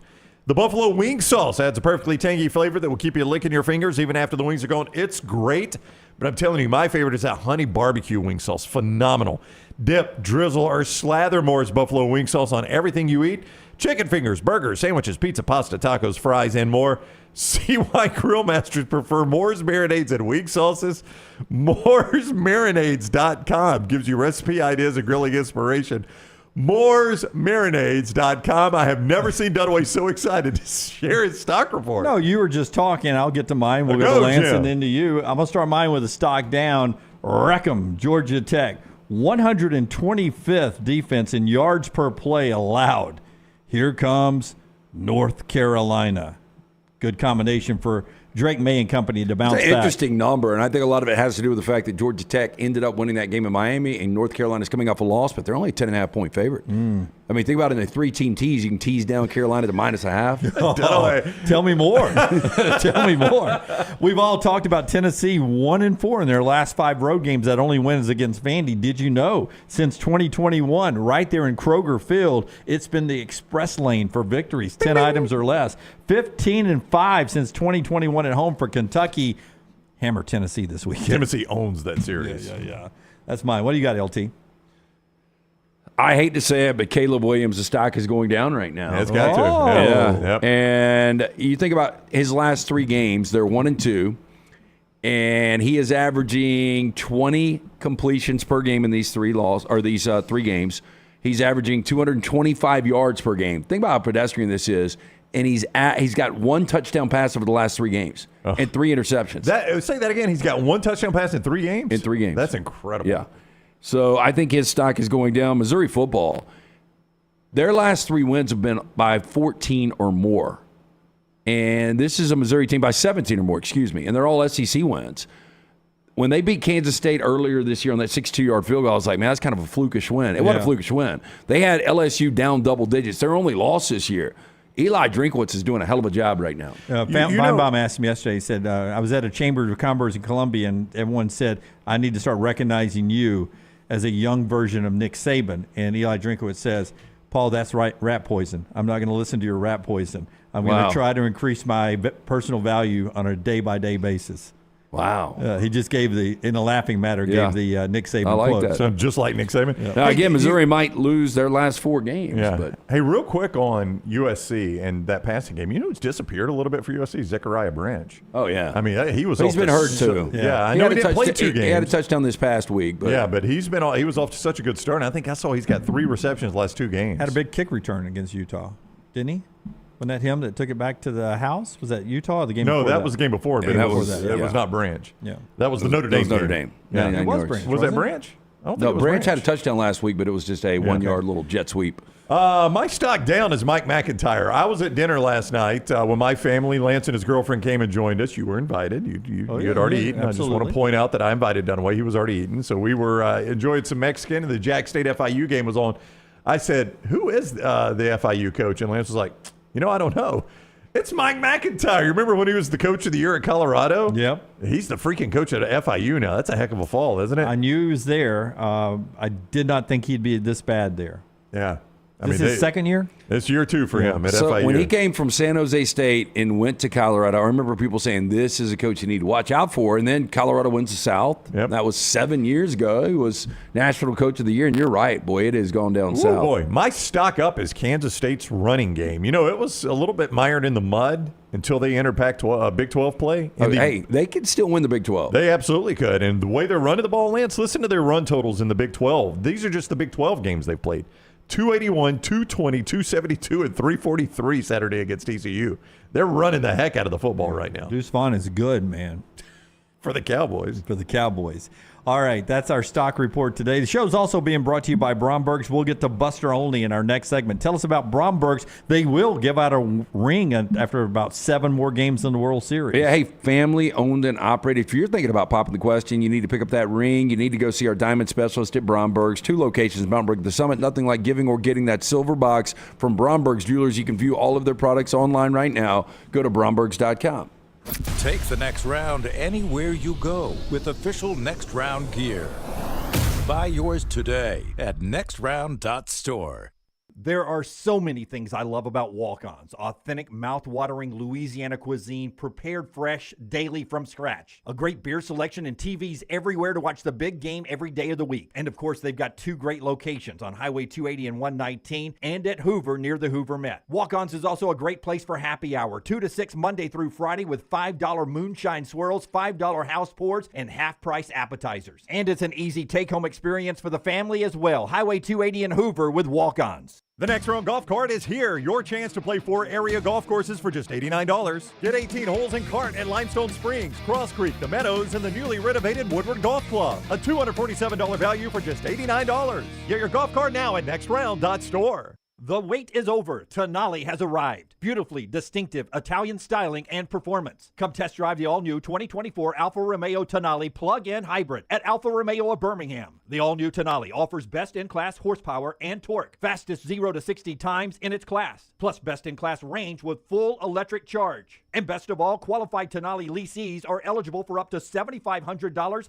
EV tax credit factored into your lease. Hurry down to Alfa Romeo of Birmingham and experience the all-new Tonali. Spring weather is here, and our friends at Hemphill Services are offering a $69 HVAC tune-up plus 10% off any service call when you mention the next round. Call Adam, Chad, and the guys at Hemphill Services. Make sure your HVAC unit is ready to keep up with the changing weather. Hemphill Services, locally owned and operated independent train dealer. The team can service all makes and models. For all of your plumbing, heating, and cooling needs, call Hemphill Services. It's hard to stop a train. 205-229-2090 or hemphillservices.com. That's 205-229-2090, hemphillservices.com. Hey, if you're looking for Birmingham's best pizza, you need to stop in and see our friends at Slice Pizza and Brew. It's as local as you can get, from the ingredients that go into every pizza to the beer on tap. For a great lunch or dinner, go see our friends today, Vestavia or Lakeview at Slice. Football season is here, and Legacy Credit Card is just what you need to manage your spending safely and wisely. Credit cards offer better consumer protection against fraud when compared to a debit card, which is linked directly to your bank account. Legacy offers rates as low as 8.9% APR on credit cards compared to major card providers who advertise rates as high as 29% APR. Look no further than Legacy. Open a credit card online in minutes at legacycreditunion.com/join. APR's annual percentage rate, rates, and offers subject to change. See website for details. Federally insured by NCUA. The Double Down Media podcast family is live and full of content for all ages. The Mystery Fifth Hour gives the next round hosts a chance to talk about everything but sports. Pour a glass of Bama and bourbon, our weekly college football conversation, while sipping some of the most interesting pours in the bourbon world. And our Not For All Ages podcast, The Last Call, presented by Redmont Vodka. LT has in-depth conversations with personalities like Clay Travis and Taylor Hicks. Find those podcasts and more by searching The Next Round on Apple and Spotify. And remember to like and subscribe. Jim Dunaway, Lance Taylor, Ryan Brown, and Rockstar. Live from the Birmingham Racecourse Casino Studios, The Next Round, presented by Bud Light, is on now. Nathan Eovaldi against Zach Gallen in Game 1 of the World Series tomorrow night. Philly fans were trying to bash Gallen going into the World Series, and Gallen sends this out on his Twitter account. It's a Google search for Philadelphia Phillies spring training tickets. Oh, my. And he says, make sure to get those tickets for your next game, to the Phillies fans there. Diamondbacks. Wow. Clapping back at Phillies fans. It's Arizona and Strong. Texas in the World Series. Oh, my goodness. That is pretty good. It starts tomorrow night on Fox 703. ESPN's Buster Olney is with us now. He is presented on the JohnstonRVCenter.com hotline each week by MyBookie.ag. Code next round. MyBookie.ag. Code next round. Welcome in, Buster. How are you? What's going on? Well, at the moment, I'm cold. I came back here for one day in Montana, and it is 14 degrees. It's below zero wind chill factor, and we have 3 inches of snow. So it's gosh. Wow. It's funny, Buster. We went up to Bozeman a couple of years ago. So my little man keeps Bozeman weather on his phone. And he told me the other night, he's like, do you know how cold it's going to be in Bozeman this week? And I'm like, no, tell me about it. And he was saying the same thing. I don't know if you're close to Bozeman. That's a big-ass state. But it's an awesome state, too. Yeah, I live in Bozeman. That's okay, there you go. So I know exactly what he's talking about. Yeah, it's I know this. My partner Liz, she's not going to be happy when I roll out of town for a World Series. It's going to go through Texas and Arizona. This is going on here. Send pictures. Hey, did anyone have? Now there were people. No. Yeah. Okay. Nope. Okay. No. I've been saying, forgive me if I said this to you guys last week, but I really believe this. That, every time a team wins a championship, we listen to the athletes, the coaches say, no one believed in us. No one thought we would be here. And we got through it. And they could be the biggest prohibitive favorite ever. And they'll still say that. Well, this is the first time in sports history this is actually true. Nobody thought the Diamondbacks had a chance to get through the Milwaukee Brewers and then the Dodgers and then the Phillies, who, as we started out, I think they clearly became the favorite to win. And the idea that the Diamondbacks are in the World Series, a total shock, and let alone playing against the Texas Rangers, who also, are another wild card team going into it. The other night, I was part of the coverage that we had with the Rangers and the Astros, and I was in the Astros clubhouse, and Justin Verlander was talking about how baseball is just different than the other sports. He said a lot of times the best talent manifests in the NBA and in the NFL. He said, but in baseball, besides the rounds, it's a long season. Guys gets hurt. Starting pitchers get hot. That sort of thing. And that's how we wind up here. The NCAA tournament is probably the closest thing to the baseball season, where there are just so many opportunities for the favorites to get knocked off, and that's what's happened this year. So for the Diamondbacks to continue this, what is the key? I mean, if you want to just really go all in on the underdog here, what do the Diamondbacks have to do? Well, I am going to be curious to see about their ability to run in this series. This is the team that was second in the majors this year in stolen bases. They've got Corbin Carroll. Other guys in that team are really good at running. Their first base coach, Dave McKay, is known as the best base running coach in the game. He understands, nuances and tendencies. So I think that if they're going to beat Texas, it's going to be through the running game. And history shows that you can run on Nathan Eovaldi, and you can run on Jordan Montgomery a little bit, the left-hander who I assume is going to start game 2 for them. And, Max Scherzer will start game 3, but as we saw in his 2 starts in the American League Championship Series, he may not be around that long. I think the Diamondbacks will be able to put the runners in action in this series. So, Buster, I fell in love with Major League Baseball in the early 80s. And after watching Game 7 the other night, I was thinking about Bruce Bochy. And I think, I guess you can make an argument for Tony La Russa, but since I've been a baseball fan, Bruce Bochy may be the best manager that I've ever seen. Is that fair? I mean, Tony La Russa. Joe Torre. I saw a little bit of Sparky Anderson. Joe Torre had so much to play with. That's like Phil Jackson. I will never consider Phil Jackson. He was great at being able to balance egos, but I can't say he's the greatest coach of all time because of the talent he had. That's interesting. It's an interesting question. And I've known Boch forever. When he was first hired as a manager for the San Diego Padres, I wrote the story for the San Diego Union Tribune. And he's got it up on his wall in his mother's house. His mother has it there. And I'll never forget that day when I talked to Randy Smith, the general manager who hired him for that first job. I said, why do you think this guy is going to be a great manager? He said, because he's not afraid. And boy, we've seen that play out. And he talked about how Boch is so good at getting along with players. He has this great sense of humor, makes fun of how big his head is, will joke around with the players. But in the game, he will make decisions that he believes are best to win in that moment. And we've seen it play out with Scherzer. Like, he believes in Max's history. He believes in how competitive he is and how hard he's trying. And if his stuff isn't there in Game 7, you know what he did? He yanked him out of there. And he did that with the Giants. He put Barry Zito in 2010. They took him off the roster. In 2012, when he was throwing better, he gave him the ball and he gave him some good starts. He's so good, I think, at having urgency in a moment. In fact, in Game 7, and look, I love Dusty Baker. I thought that Dusty, during the game, made a lot of mistakes. He was slower in some of his moves, where Boch just seems on top of everything. One Hall of Famer I talked to last week said to me that when Bochy's managing a game, it's going to be the players who decide it, not a manager making a mistake. What went wrong for the Phillies? It's the first time we've talked to you since they fell apart. What went wrong for the Phillies in this series? Well, one thing for sure, I think that if you're looking for common denominators and success, Brent Strom, the pitching coach of the Diamondbacks, used to be the pitching coach of the Houston Astros. The way the Diamondbacks pitched to the Philadelphia hitters through the course of that series, making adjustments, was excellent.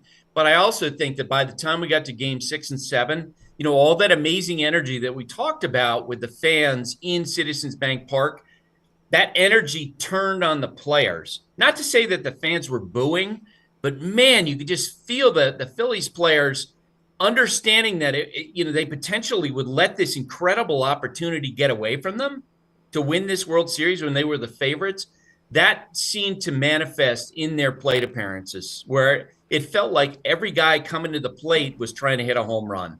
And that's, out of the desire to want to win. So I think that the excitement, the anticipation, the confidence really turned into, internal pressure for a lot of the players as that series played out, because they were prohibitive favorites and they knew what everyone thought, that they should beat this team, and they felt that way too.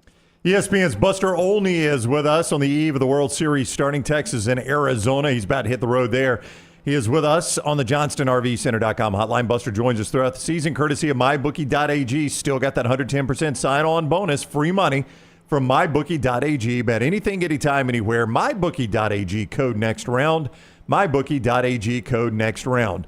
Where does Marte's record of 16 consecutive games with a postseason hit rank in remarkable records to you? Because I find that astounding. I know it's only by one game the record. Marquise Grissom had 15. But that is remarkable. You could go 16 consecutive postseason games with a hit to me. Yeah, 100%. I mean, the consistency, and also in this day and age, you see so many pitchers, right? Yeah. I don't know exactly how many pitchers that record it covers, but it's got to be an enormous number. It reminds me of the record that Roberto Clemente had. He played in 14 World Series games. He played in all 7 games in 1960, played in all 7 games in 1971. He got a hit in every single game that he played in the World Series. That was pretty remarkable, but it's up there. And, boy, by the end of that series, it felt like if you were sitting in the Philadelphia dugout, you just feared the plate appearances from him and from Corbin Carroll. 2 weeks ago we had you on. We were breaking down the NLDS, and you said – Phillies locker room is great. Braves locker room is great. Dodgers locker room is great. They all love each other. I really don't know much about the Diamondbacks because I haven't covered them as much. What have you learned from that point to now about this Diamondbacks clubhouse? That, first off, I think they take their lead from Corbin Carroll, who is such a, he's a unique young player in that he is so understated. If you guys ever, have a chance to talk to him, you'll find that when you ask him a question there, you get that pause at the end of your question, so much so that you wonder if he heard your question. And it reminds me a lot of Aaron Judge. And then what you realize is he's actually thinking about your question and thinking of something thoughtful to say. And that's pretty cool. And that's kind of how he plays. Like, he's someone who's so invested in learning. During the pandemic, when baseball was shut down, he took classes at Arizona State, if I remember the school correctly. And it was not because he was building toward a degree. He was just interested in the classes. He wanted to do something with his mind. Really smart guy. And I think that clubhouse reflects them a little bit, and they're still finding their identity. And I do think that a lot of the cohesion within that organization stems from the relationship between Mike Hazen, head of baseball operations, and Torey Lovullo, their manager. And I'm sure you guys have heard about the story. Mike Hazen's wife died of brain cancer a year and a half ago. He has 4 sons that are all teenagers. And those guys, Torey and Mike, are really close, and they supported each other. Everything you heard about the organization and the way that they supported Mike as he and his boys went through that, just remarkable.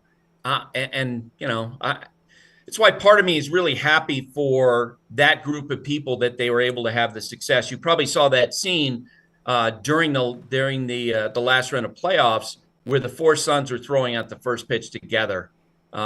Really cool how the organization bannered around Mike Hazen. Buster, really random question here. I've been wanting to ask you this, though. In a sport where guys are making some $50 million plus a year, you look at college football, there's probably 25 coaches making over $6 million.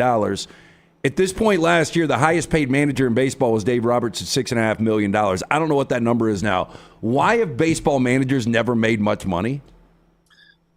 Some have made relative to players and front office people more than that. Joe Torre, when he was manager of the Yankees, I think he topped out at $5 million, but he was out earning Brian Cashman significantly, the general manager at that time. But that has flipped because, as we've talked about in the past, the managers largely have become White House spokespeople, like the equivalent of that. Like the president now is the guy who runs baseball operations. The White House spokesperson becomes the manager, which is why Craig Counsell's time as a free agent for managers is going to be so important. You guys read yesterday, he's going to interview with the New York Mets. From what I understand, he wants to push those numbers upward because he feels like managers are undervalued. And you know what? Based on what we've seen the last couple of years, I think he's right. Look at what Bruce Bochy's done in turning around the Rangers. Look at what Dusty Baker did when he was with the Astros. I'm going to be really curious to see what Counsell asked the Mets for. He's in a position of leverage where he could say to them, look, I want $8 to $10 million a year. And if he does that, it's going to mean a lot more for the managers with their salaries moving forward. All right, so this is always an awkward end to an interview with Buster because, if this World Series is a sweep, Buster started his offseason, we leave him alone. If it's still going by next Thursday, Buster's back on with us. So we never really know if this is his last appearance. So we always like to thank him for his full season with us. One of the people that everybody always says, I cannot believe Buster Olney comes on your show every week. I'm like, I know. Nobody's more surprised than we are that he does it. But we always do appreciate it, Buster. We may do this again next Thursday, but if not, know that we always appreciate the time you spend with us. The fans love it, and we really, really, really enjoy it. Well, and I always love talking to you guys. You guys are so much fun. It always, I love the mix of laughs and storytelling. I always look forward to coming on with you. And it feels, you're not in Nashville, but it feels like I'm, speaking close to home for me. Yeah, that's all true. those years I spent in Nashville. Yeah, for a guy that travels as much as you do, is Bozeman the most unique airport you've been to? It's actually, no. It's funny because people assume there's like one gate here. As you've seen, because you've been here, it's actually decent sized. White Plains Airport for me was always, when I lived in Westchester County all those years, I flew out of there all the time. Incredibly small, just 4 gates. And every time, remember the movie Meet the Parents? Yeah. They shot all the airport scenes in that place. And so that was probably the most unique one. But they would squeeze, there'd be 30 flights a day, and they would squeeze those all into this small area, and people are sitting on top of each other, waiting for their flights. I just thought it was so cool because you can see the mountains. It looks like a log cabin inside. It is bigger than I thought, but signs everywhere, do not bring bear spray past this point. And you get asked that question as you get on the plane. Do you have bear spray in your backpack? Do you have bear spray in your suitcase? 100%. You're right. Do you carry it around when you're in Bozeman, though? I have not gone places to where, we have our dog. Our dog is kind of like our bear spray, because the first line of defense, you're always told when you go into the woods, you better bring a dog. And it is a big dog town, not surprisingly. Wow, that's interesting. Wow. Stuff we don't worry about here in Birmingham. Buster, safe travels. My dog's about this size. Yes. It would be on the appetizer part of the bear menu. The bear would go. Yeah, but you know what? That would be enough time for you to get out of Dodge. I think that's scary. Dog has to pay the price, unfortunately. Thank you very much, Buster. Safe travels. Hopefully we'll see you, or maybe we'll see you next Thursday. I don't know, but safe travels either way. Always great.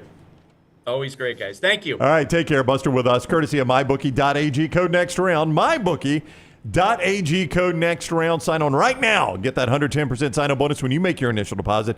That is free money you can use right away at MyBookie.ag when you use code next round. Roman Harper coming up next. HydroLife. Tell us about that, and I'll make a point about the dog comment from Buster just there that stuck out. IV therapy, B12 injections, cryotherapy, compression therapy. It's all under one roof. They're open 7 days a week from 9 a.m. to 6 p.m. 2 locations around us, the newest in Greystone, one in Homewood. If you can't make it to HydroLife Therapy, not a big deal. They can send a nurse to you.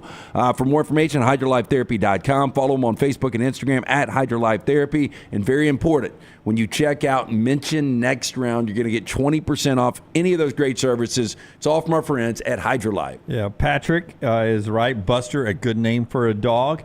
Zach, you're all over it. LT won't let Buster back on next year because he wants the bear to get the dog. Jeremy Ryan Brown hunts down bears to feed dogs, that kind of stuff. I understand, but that's what he was saying. He's like, you carry the dog with you in case you come up to the bear. The dog and the bear, it gives you time to get away. That's not what he meant by that. You don't think so? No. You think the dog barks? I saw most of them were like working dogs, bigger dogs like Rhodesian Ridgebacks, German Shepherds when I was around Bozeman. And I think it's more that they can sense out the bear. Bear doesn't want conflict. Bear's protecting territory, so dog Not barks. the grizzly. I get National Geographic in my house. Yeah. I don't think he meant that. I think it was more of the security blanket of being alerted. I don't want to have to go back home and tell the kids the bear ate the dog. But I sure don't want the dog to have to come back home and tell the kids the bear ate dad. Yeah. I mean, so at some point you might have to make a business decision. But I think Buster was talking about it scaring the bear enough for you to run. Well, in my house, it'd be me, Maggie, and little Angus walking, and the bear would come, and the plan would be Angus to attack the bear, give us time to get away, I guess.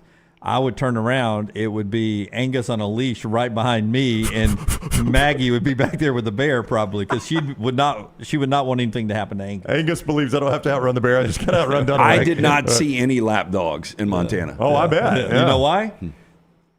Yeah, it's an appetizer. Appetizer. He's right. All right. I was worried about the red-tailed hawk in our backyard with Charlie. That's right. He was you smart. should. I know, but Let alone a bear. A bear's on steroids, man. Yeah. All right. When we come back, Roman Harper talking about SEC football this weekend.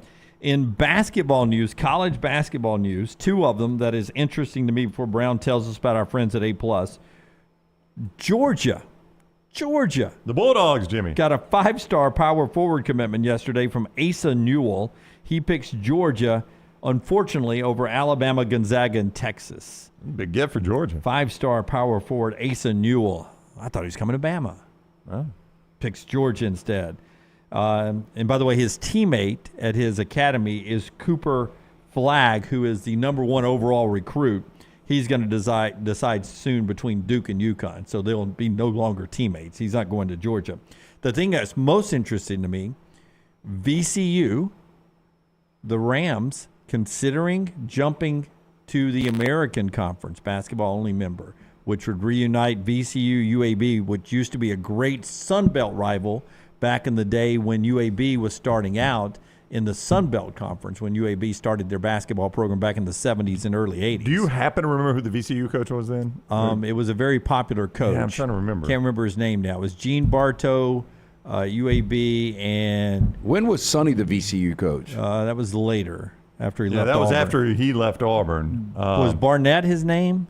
Might have been, and I'm sorry to put you on the spot there, but I was just trying to remember what a great matchup it used to be. South Alabama had a coach, UAB had a coach, and VCU had a coach that were well known in college circles, and Western Kentucky did too. I can't remember his name. J.D. Barnett. Does that sound right? Yeah. Yeah, I'll look it up. Quick break here. Roman on the other side. Just would be fun to get VCU good basketball into UAB's league. Just another good home and home for the Blazer fans. We're back in a moment right here on TNR after Brownie tells us about our friends at A+. Yeah, J.D. Barnett, I think is your answer there. Good job, Jimmy D. How about that? A+ Tile Home Remodeling is who I use to do my master bath. Listen, Brad Bell specializes in two things. On the construction side, master bath and kitchen. And it just so happens that's the one things you want him to specialize in, or the two things you want him to specialize in. This is where you get your money back on your home remodel. When you go to sell your home, master bath and kitchen, get you your money back. Scott is showing you old photos of our bathroom when we bought the house. It is functional, but it's not what we wanted. We like the darker tones. We wanted it updated, and we gave Brad the vision, and he did it specifically to our division. Darker tones, more updated, looks better, it's more functional. We love it. His crews, they were on time. They did great work. I have no complaints whatsoever. In fact, Lance saw it, and he's like, man, I need an updated bathroom as well. But it was the opposite for him. He wanted to go from the darker to the lighter. That just shows you that Brad doesn't work by some template, and he's going to come in and tell you how it's going to be done. He listens to you and does it to your vision. I am so pleased. He can do your master bath and your kitchen. All you need to do is call this number anywhere in Alabama. 205-422-1758. Crews all over Alabama. 205-422-1758.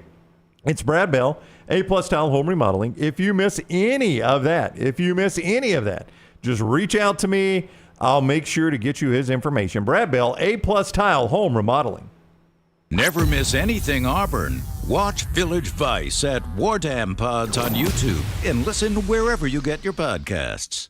A legendary coach once said, "It's not the will to win that matters, it's the will to prepare to win." Bryant bankers have the dedication and experience to put together a financial game plan that's right for you. Stop by one of the 7 Central Alabama locations today or give them a call at 1-855-4-BRYANT to begin preparing for your financial future today.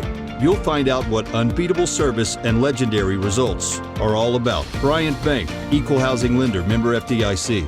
The Next Round Golf Cart is here. Your chance to play 4 area golf courses for just $89. Get 18 holes of golf and cart at Limestone Springs, Cross Creek, The Meadows, and the newly renovated Woodward Golf Club. That's a value of $247 for just $89. Or get the Next Round Deluxe Golf Cart for just $119. It gets you all 4 courses with cart, plus an exclusive Next Round Golf t-shirt, koozie, golf tees, and a sticker. There are no restrictions. The cart is good through September 2024. Get your golf cart now at nextround.store.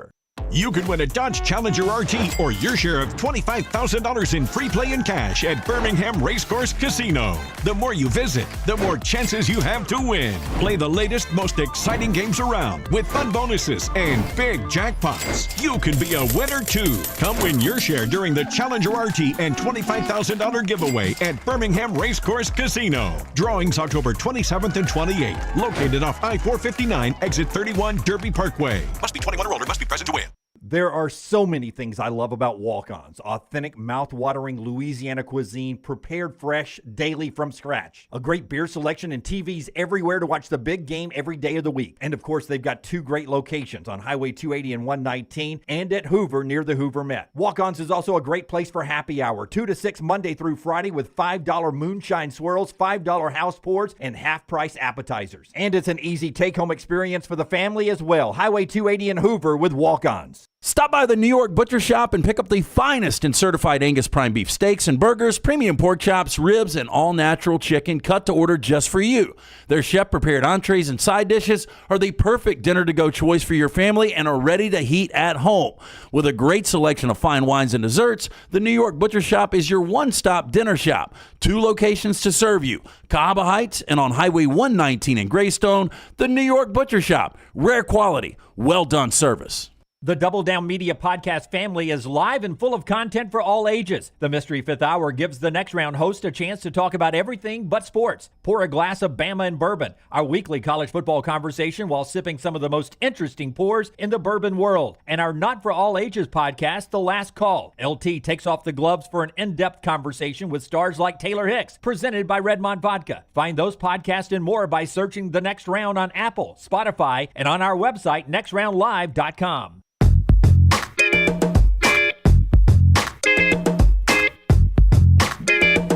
Keep in mind, as Georgia and Florida get ready to play each other this weekend, that Florida has a top 25 pass defense against a Georgia team that doesn't have Brock Bowers. Also keep in mind that Georgia signs a 5-star tight end prospect about every other month, including Oscar Delp, who will slide in there. Apparently, they've got a fleet of Brock Bowers they're going to roll out there this week. Well, Roman Harper joins us now, SEC Network, and he is on the JohnstonRVCenter.com hotline. Harp joins us each week, courtesy of MyBookie.ag code next round. MyBookie.ag code next round. What is up, Harp? How are you? What's up, guys? How are you boys? Doing awesome. Thanks a lot. When you talk about Brock Bowers not being in there, and Oscar Delp as a backup, how big of a drop-off do you think that might be for Georgia, and how does that impact this game? It is a huge drop-off. There is no comparison to Brock Bowers in college football right now.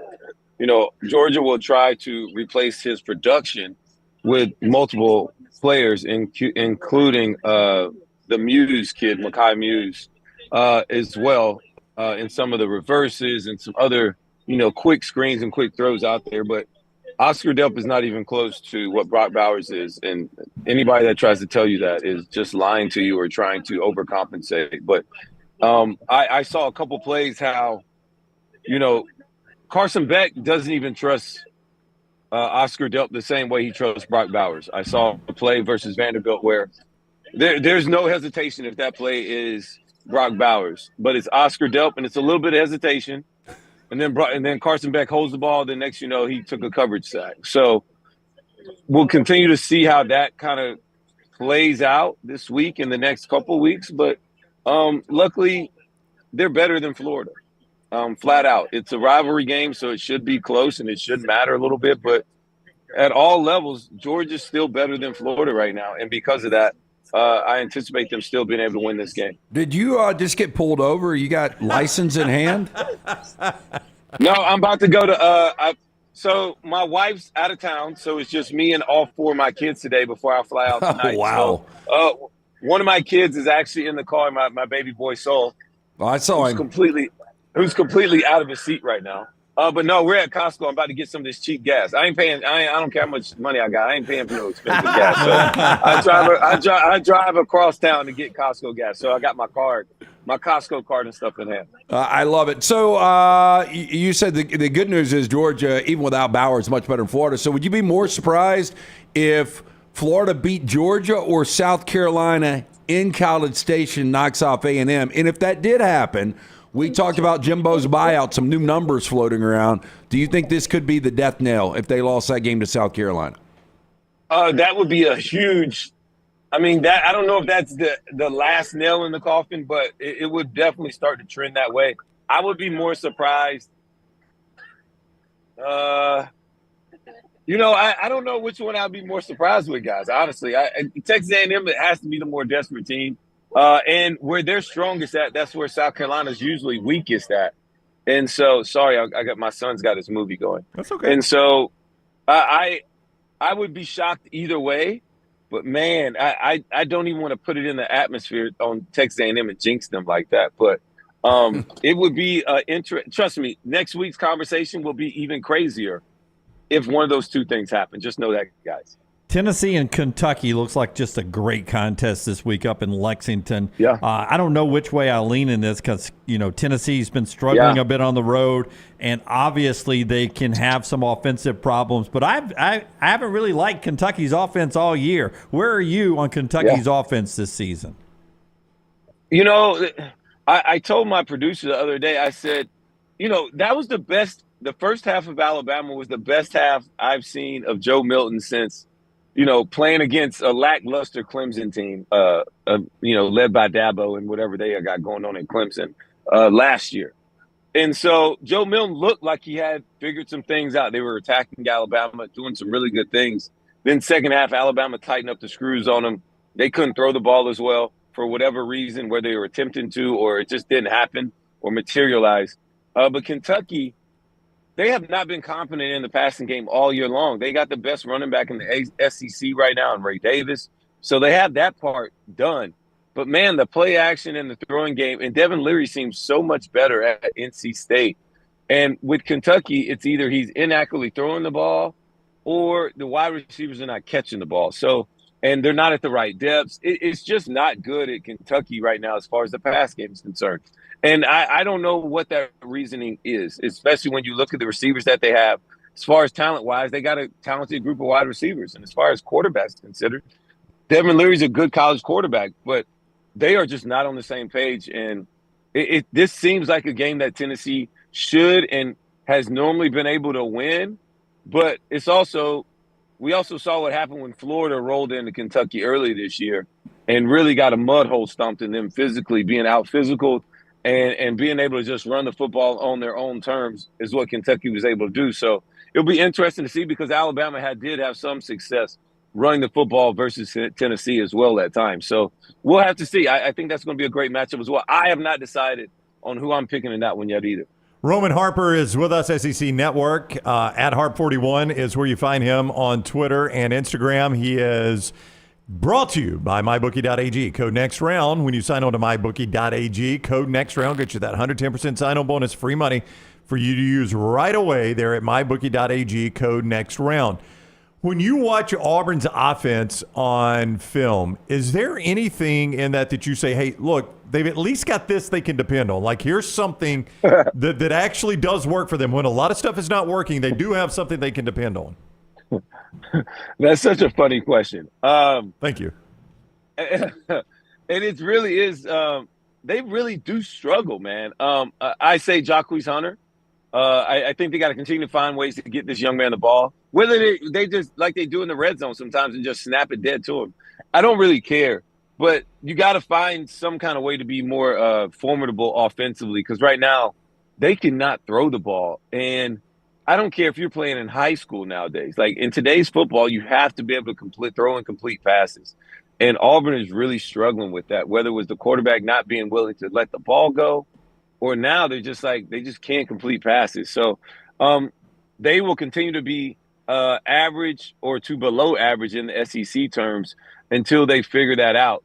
The good thing is that they're playing Mississippi State this week, and Mississippi State, their defense was so bad up until they played Arkansas, who was so bad, who then fired their coach. So I don't know if Mississippi State all of a sudden figured something out or Arkansas was still that bad. You guys keep talking. I can hear you, but I'm going to start this gas pump. Go ahead. That's fine. That's okay, fine. so I'm going to – I don't want to get yelled at the Costco line. Yeah. You guys know what it's You're all good. I am going to feed you another hypothetical. Missouri, All right. Ole Miss, neutral site. Who wins the game? Missouri, Ole Miss, neutral site. Missouri, Ole Miss, neutral site. That's a tough one. I want to say Ole Miss just because it seems like they have the more explosive team, but it's something about what Missouri's doing this year that's really making me think like, okay, like I think they figured it out, because Missouri has won games that traditionally. Yeah, that you did make that. That's really good. My son showed me that he made this. So you want to say hi? You say hi? Say hey. You wave?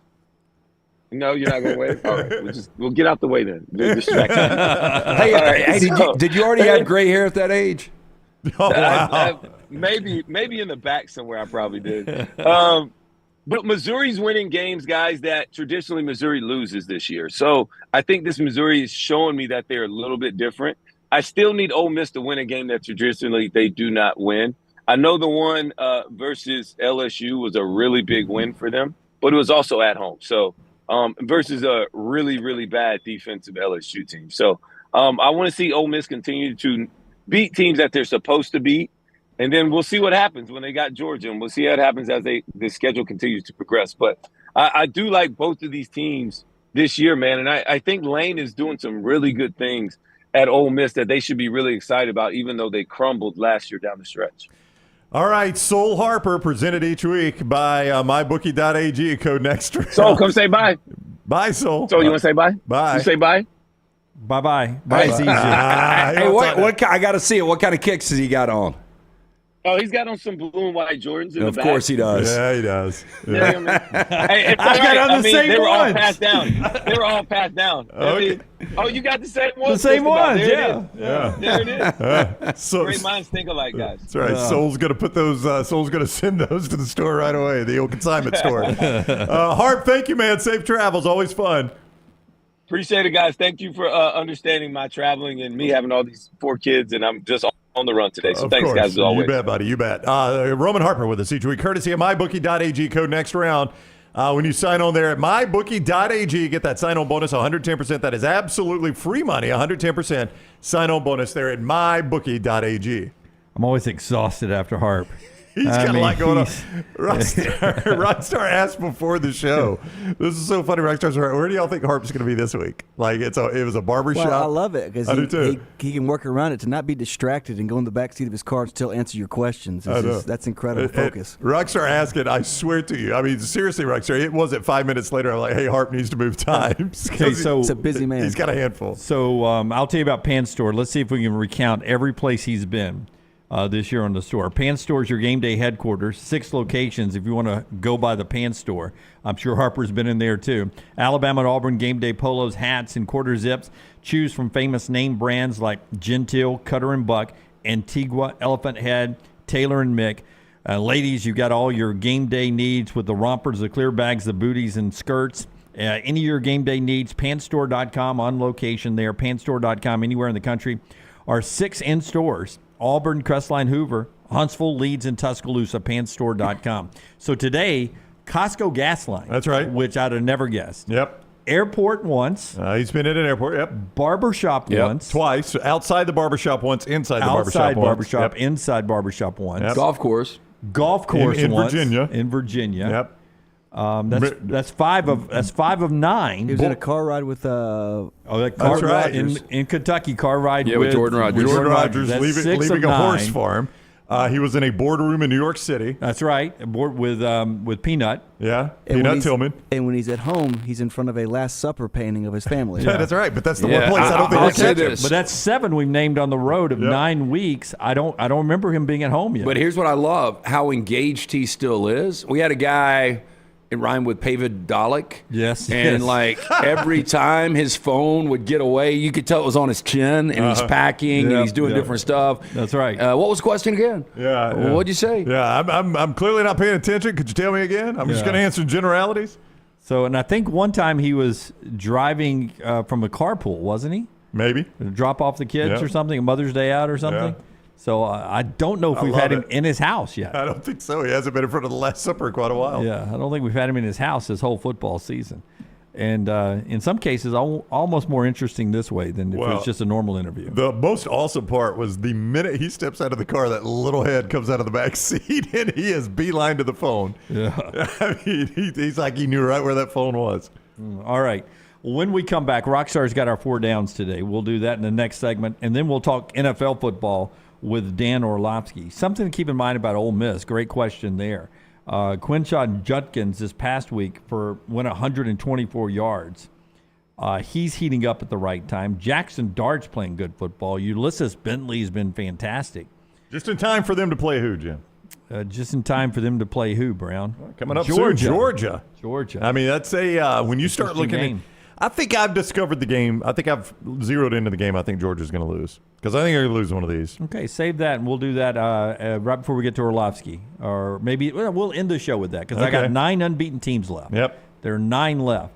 Tell me when they're going to lose. Yeah. Now, you're not going to say Ole Miss, are you? Ole Miss has got Vandy and A&M before they play at Georgia. I am not going to say. Well, I don't know. You have to stay there. Because I said Ole Miss yesterday. Yeah, we'll see. You seemed to be on the Tennessee bandwagon yesterday. That may have changed. We'll see. We'll talk to Rockstar, who will join us from the Costco gas. Nope, he'll be in his normal place when we come back. The show being brought to you today, in part, by our friends at Dobel, Maestro Dobel Diamante Tequila. We all agree. In fact, Brown loves the ranch water. Picked up another bottle yesterday. LT, you just do shots? What are you mixing your shots? No, I've told you before, and it's more of a summer thing for me. But I've always got the Dobel out when people come over, just where they can sip it. But during the summer, I like crushed ice, the Simply Limeade with the Dobel. Right. Simply Limeade. Put it in the shaker. It's fantastic. Yeah, made with 100% pure agave, aged in those European oak barrels. It is crystal clear to taste. Perfect. It's crisp. You'll love it. Ask for it by name, Maestro Dobel Diamante Tequila. Follow The Next Round on Twitter, Instagram, and Facebook at Next Round Live. Do you need extra cash handy? Look no further than Legacy Credit Union for whatever loan your lifestyle requires. It only takes a few minutes to apply and request the amount you need to give you peace of mind.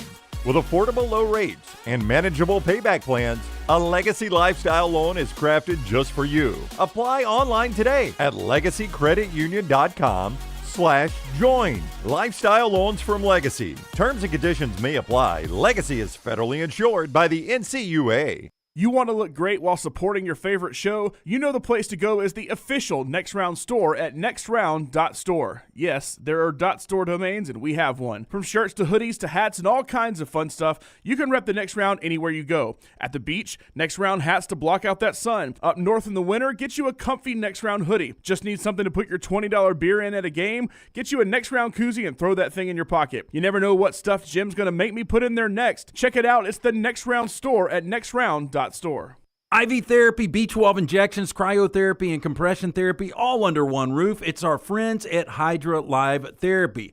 IV therapy treatments are packed with nutrients to increase energy, reduce stress and anxiety, and boost your immune system, and more. If you mention the Next Round at checkout, save 20% off any service. You can join the IV League today. Members are rewarded with deep discounts. Make sure you ask about that. Hydra Life Therapy open 7 days a week. Homewood, Tuscaloosa, and coming soon to Greystone.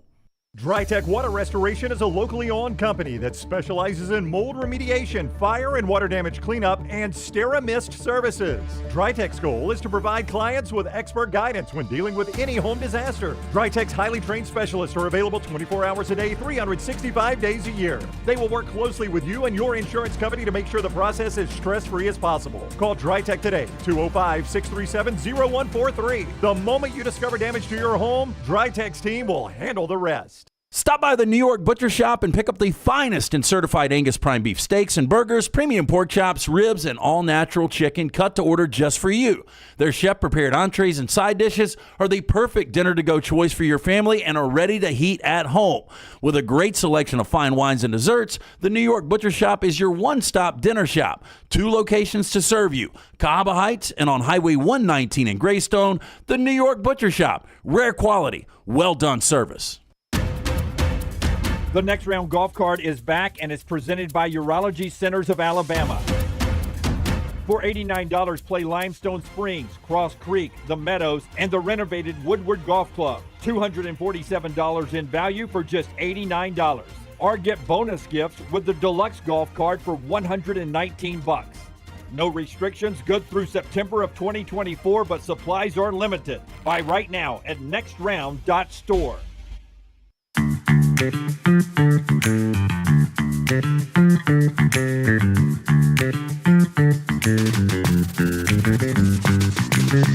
Could be a tricky game for UCLA this weekend. Remember, they're still in the rankings, one spot ahead of USC, ironically. 23 in the AP poll, USC is 24. Game? Colorado's coming to town. Oregon State scored 36 on this UCLA defense. What do you think Colorado can score on them? Well, they've played great defense outside of that. Outside of that, they play great. 36 by DJ Uyunglele in Oregon State. Other than that, it's been 17 points or less for everybody else. I'll give you 19.5 right now. You'll give me Colorado plus 19 I hadn't even seen this number. I'm pulling it up right now. Are you want to lock that number in? Yeah, I'm willing to lock it in. 17 at mybookie.ag. UCLA's favorite 17. I will take it. 19.5. I get Colorado for a state bet. By the way, their last 4 games, they're giving up 40 points per game. I think they're dead last in the country in scoring defense, aren't they? Total yards. Is it total yards? 474 yards. You know what defense doesn't do, Brandon? It doesn't win championships. I've always heard that, Jeff. Tell us about our friends. While we're doing a state bet, tell us about our friends at New York Butcher Shop. Yeah, did you guys get an opportunity to go to lunch yesterday? I had to bail on that because of the length of drive to the funeral, so we're going to swing by today. Okay. Hey, look, those huge deli sandwiches, fantastic, but the weekend is almost here. Stop by the New York Butcher Shop. Pick up the finest in certified Angus prime beef steaks, burgers, premium pork chops, ribs, all natural chicken cut to order just for you. Chef-prepared entrees, side dishes, perfect dinner to go for you and your family, ready to heat at home. 2 locations, Cahaba Heights, Highway 119 in Greystone. The New York Butcher Shop, rare quality, well-done service. Here's Kirby Smart of the Georgia. Remember, they haven't lost a regular season game since 2020 cocktail party against Florida. They've won every regular season game since then. Kirby Smart gets asked about what he does to sort of ease the pressure on his players in the middle of this winning streak. Kirby, this team obviously has won a bunch of games in a row. I'm curious what you do to kind of alleviate the stress level they might feel, heading into big games, knowing that they're part of a program that's had a lot of success. Don't think about it a lot. I mean, I don't. What consumes me is how we're going to gain a yard, what we're going to do in this situation, what we're going to do at practice. I can't speak for every kid on the team, but the focus is not on the wins and losses of the games. Like I've said all the time, that's going to come to an end. I've been part of a lot of streaks. That's going to come to an end at some point, and when it does, we'll worry about the next game. But I don't think you can be consumed with that thought process or think that way. You got to think towards what you can do to help your team win. There is nothing Kirby Smart dismisses quicker than you suggesting an external factor might be affecting his team. He just doesn't even consider it. Well, like the fact that you would suggest there would be pressure that would affect it. Well, internal factor is going to be Brock Bowers down the stretch. You don't think they can overcome that? I thought that was interesting that Harp said you can watch film and see he doesn't trust Delp the same way he trusts Brock Bowers. It just shows on film. I still think, although you've got a lot of numbers in front of the teams they're coming up on, Georgia is so much better than these teams. But it's just a weird place we are in college football. And now that they've been number one for 19 consecutive polls, sooner or later, as he said, this thing's going to come to an end. And I think it comes to an end at some point this year. All right, our friends at Slice brings us 4 down on Thursday. Rockstar takes us to a non-sports place. And it's brought to you by Slice. Yeah, 4 great locations. Stop in for dinner. Of course, they've got that carry-out special 7 days a week. You get 12 of the fire-baked wings. You get 2 of the specialty pizzas, half pan of salad. It's only $75. Lakeview, Vestavia, Montevallo, Crestline Park. For more information, slicebirmingham.com. Local pizza, local ingredients. First down. What outdated piece of technology do you still use? Can I consider, like, I do notes, and I use a pen, and I use a legal pad. Yep. And I think I'm one of the few that does that. And I meant at the beginning of the year, now that I've got this tablet, I do it too, that I would get one of the stylus, and that I don't know if I can do this or not. I heard I can. But I was going to do my notes on this and have, what is it called? Your notes, yeah. Notes. No, you can do it on there. The computer's going to have a hard time if your handwriting's bad with a pen, it's going to be even worse with a stylus. Have you ever had bad handwriting's awful, and it's hard to translate. Yeah, I would say when I try to sign my name, signature, gas station or whatever, doctor's office, it doesn't go well. I don't know if you would consider this outdated, but we cannot go to sleep in my house without a floor fan. I would call it a box fan, but it's not box, but it's what I'm talking about, you know.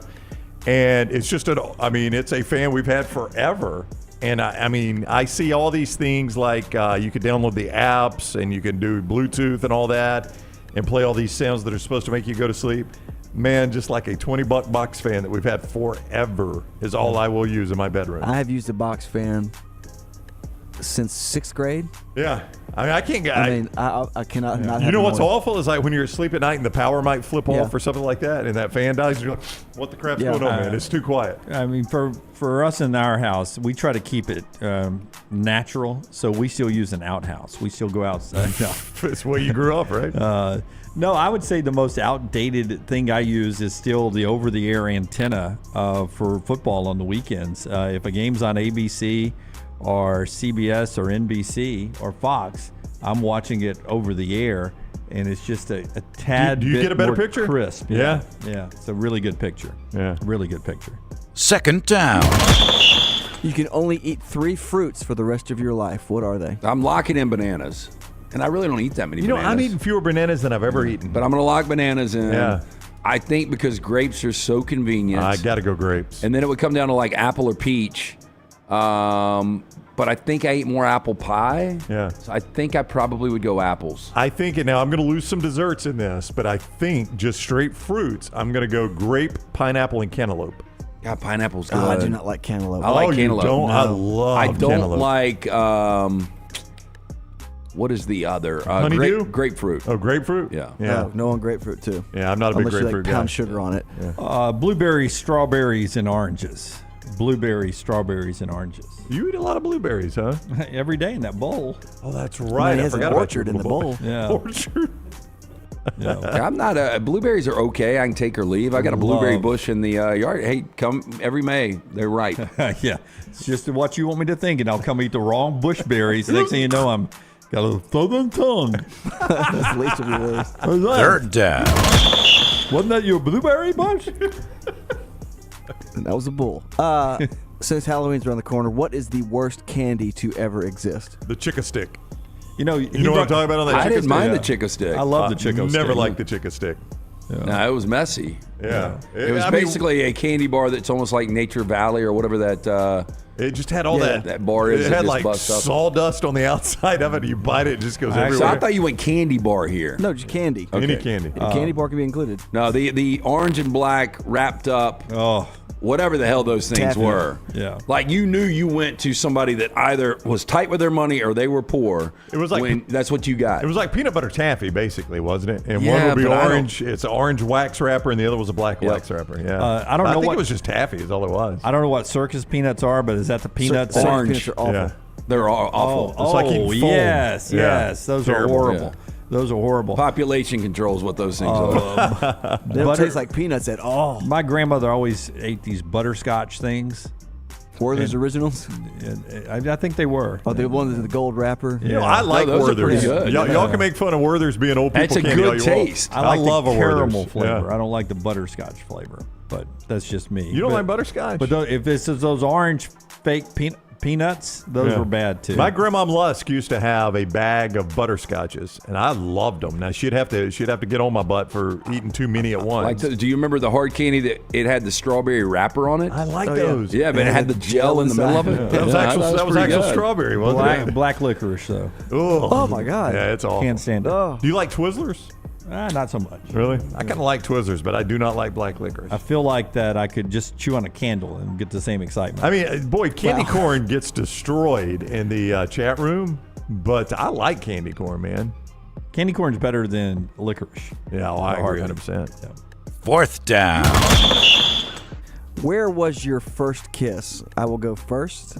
On the lips. Because we were talking about this earlier in the back room, I think, just came up some. Mine was behind a Chuck E. Cheese in 7th grade. Behind a Chuck E. Cheese? Behind a Chuck E. Cheese. Yeah. We had by the dumpster? We had walked after school, my girlfriend and I, we had walked after school to Taco Bell was doing the free taco day. And we went there and had Somebody steal a base in the playoffs? We had free taco. And then we went to the back of the Chuck E. Cheese. And then she led the way. And I was super surprised. But did it involve tongue, or was it just like? Yeah, I think so. Are we going? Tongue is the first kiss. Sure. Okay. Yeah. But that was like the first so it's time. the first row because it's not a peck on a cheek. This is I didn't have a when peck on a tongue was cheek. involved. Mine was in an alley in 5th grade, walking my then girlfriend home from Edgewood Elementary. An alley in Homewood? Yeah, an alley in Homewood. Yeah. Right off of Broadway. Yeah, we'll be over there tonight. Sentimental. I can drop by that alley. Take her back to the spot. Let's do a dramatic reenactment for video. Spider-Man scene where you're upside down. Little T loves the content. According to the new book release, for me it was Britney on the Mickey Mouse set. Oh, that's Justin Timberlake. I'm sorry. For me, the attempt was in the library, 6th grade, Thompson Middle School. We played Spin the Pencil, and it landed on Kelly Jo Christopher and me. What's her response? Damn it! And we leaned over to kiss, and we bumped teeth, and she laughed and said I didn't know how to kiss, which I didn't. Apparently, you're not supposed to use so much teeth. Go ahead. Were you Ben Stiller in Something About Mary? I did go in mouth open, which is I've been told since marriage that's not the way to go. No, do your thing, man. Be you. But it ended up being on a trampoline after school that What day. a terrible place to kiss. I mean, you're bouncing up and down. No, we were not bouncing at the time. We were sitting and talking and being taught how to kiss. I was being taught. I know the person. Awesome. Yeah. I know the person, and I think it was a tutorial. Yeah. I know the person, and I know the age. I just cannot remember and it was in a bedroom. I just cannot remember whose. I need to be a little vague on this. Yeah. It was either in my bedroom or her bedroom. Yeah, but I just cannot remember which one it was. I want to say 4th or 5th grade, Rockstar. Dang. Pretty early. With your tongue? Yes, Jim. Wow. Maybe 6th grade. It could have been 6th grade. Yeah. It was pretty early. We were getting after it. Yeah. It started in 5th grade, and it escalated quickly. 6th grade for me, and I thought I was early. 7th grade for me, and I know I was late. Yeah. Behind a Chuck E. Cheese. Yeah, behind a Chuck E. Cheese against the wall. That is our 4 downs today. Love it. Oh, I'm sorry. I thought Rockstar was doing the lyrics. Up against the wall. 4 locations. Go see our friends, the Bajaya Brothers. Great pizza. Again, local pizza, local ingredients. So specialty pizzas from the soul pie to the Bajaya special. Wing and a prayer. For more information, slicebirmingham.com. And also by our friends at Michelson Laser Vision LT is what I was going to get to there. Michelson, man, they are the people that so many of our viewers and listeners, when they've gone by there to try it out, they just rave about the customer service they get at Michelson. And I get passionate about it. I mean, I'm sitting here looking at our tickers here on all our TVs, everything crystal clear. 20 years ago, I went in and got the procedure done. I was legally blind without the aid of contacts, had no idea. 2015 vision, still better than 2020. Make the call that I made, 205-969-8100. Ask for Amy. Tell her the next round sent you. They're going to hook you up with a hassle-free consultation. 0 to lose to find out if LASIK is right for you. For more information, 205-969-8100 or michelsonlaservision.com. Buffalo's a 9.5-point favorite tonight at home against Tampa Bay. Baker Mayfield questionable with a knee, will play. Chris Godwin questionable with a neck. expected to play. Vita Vea, groin injury, may play. That's the Tampa Bay injury report. They are heavy dogs tonight against Buffalo. 7:15 on Prime. Our Bud Light game night is right there at Odie's in Homewood. Come see us 5 to 7, 6 to 7 on our video platform right there at Odie's in Homewood. The NFL Network's Daniel Jeremiah and Ryan Brown.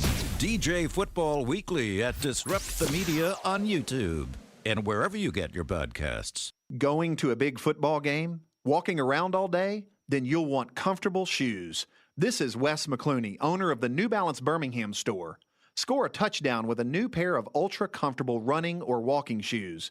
Come to the New Balance Birmingham store. I'm telling you, we'll make sure you have a perfect fit and we'll treat you like the starting QB. Our job is to make sure your feet are happy. Visit the New Balance Birmingham store on Highway 280 next to Chick-fil-A. Your feet will thank you. Want more of The Next Round? Download the app or visit nextroundlive.com for the latest podcast, The Mystery Fifth Hour, our Not For All Ages podcast, The Last Call, and the entire Double Down Media podcast family.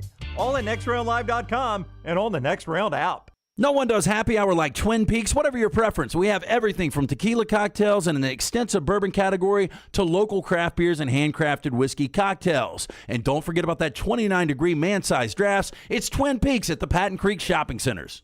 Football season is here, and Legacy Credit Card is just what you need to manage your spending safely and wisely. Credit cards offer better consumer protection against fraud when compared to a debit card, which is linked directly to your bank account. Legacy offers rates as low as 8.9% APR on credit cards compared to major card providers who advertise rates as high as 29% APR. Look no further than Legacy. Open a credit card online in minutes at legacycreditunion.com/join.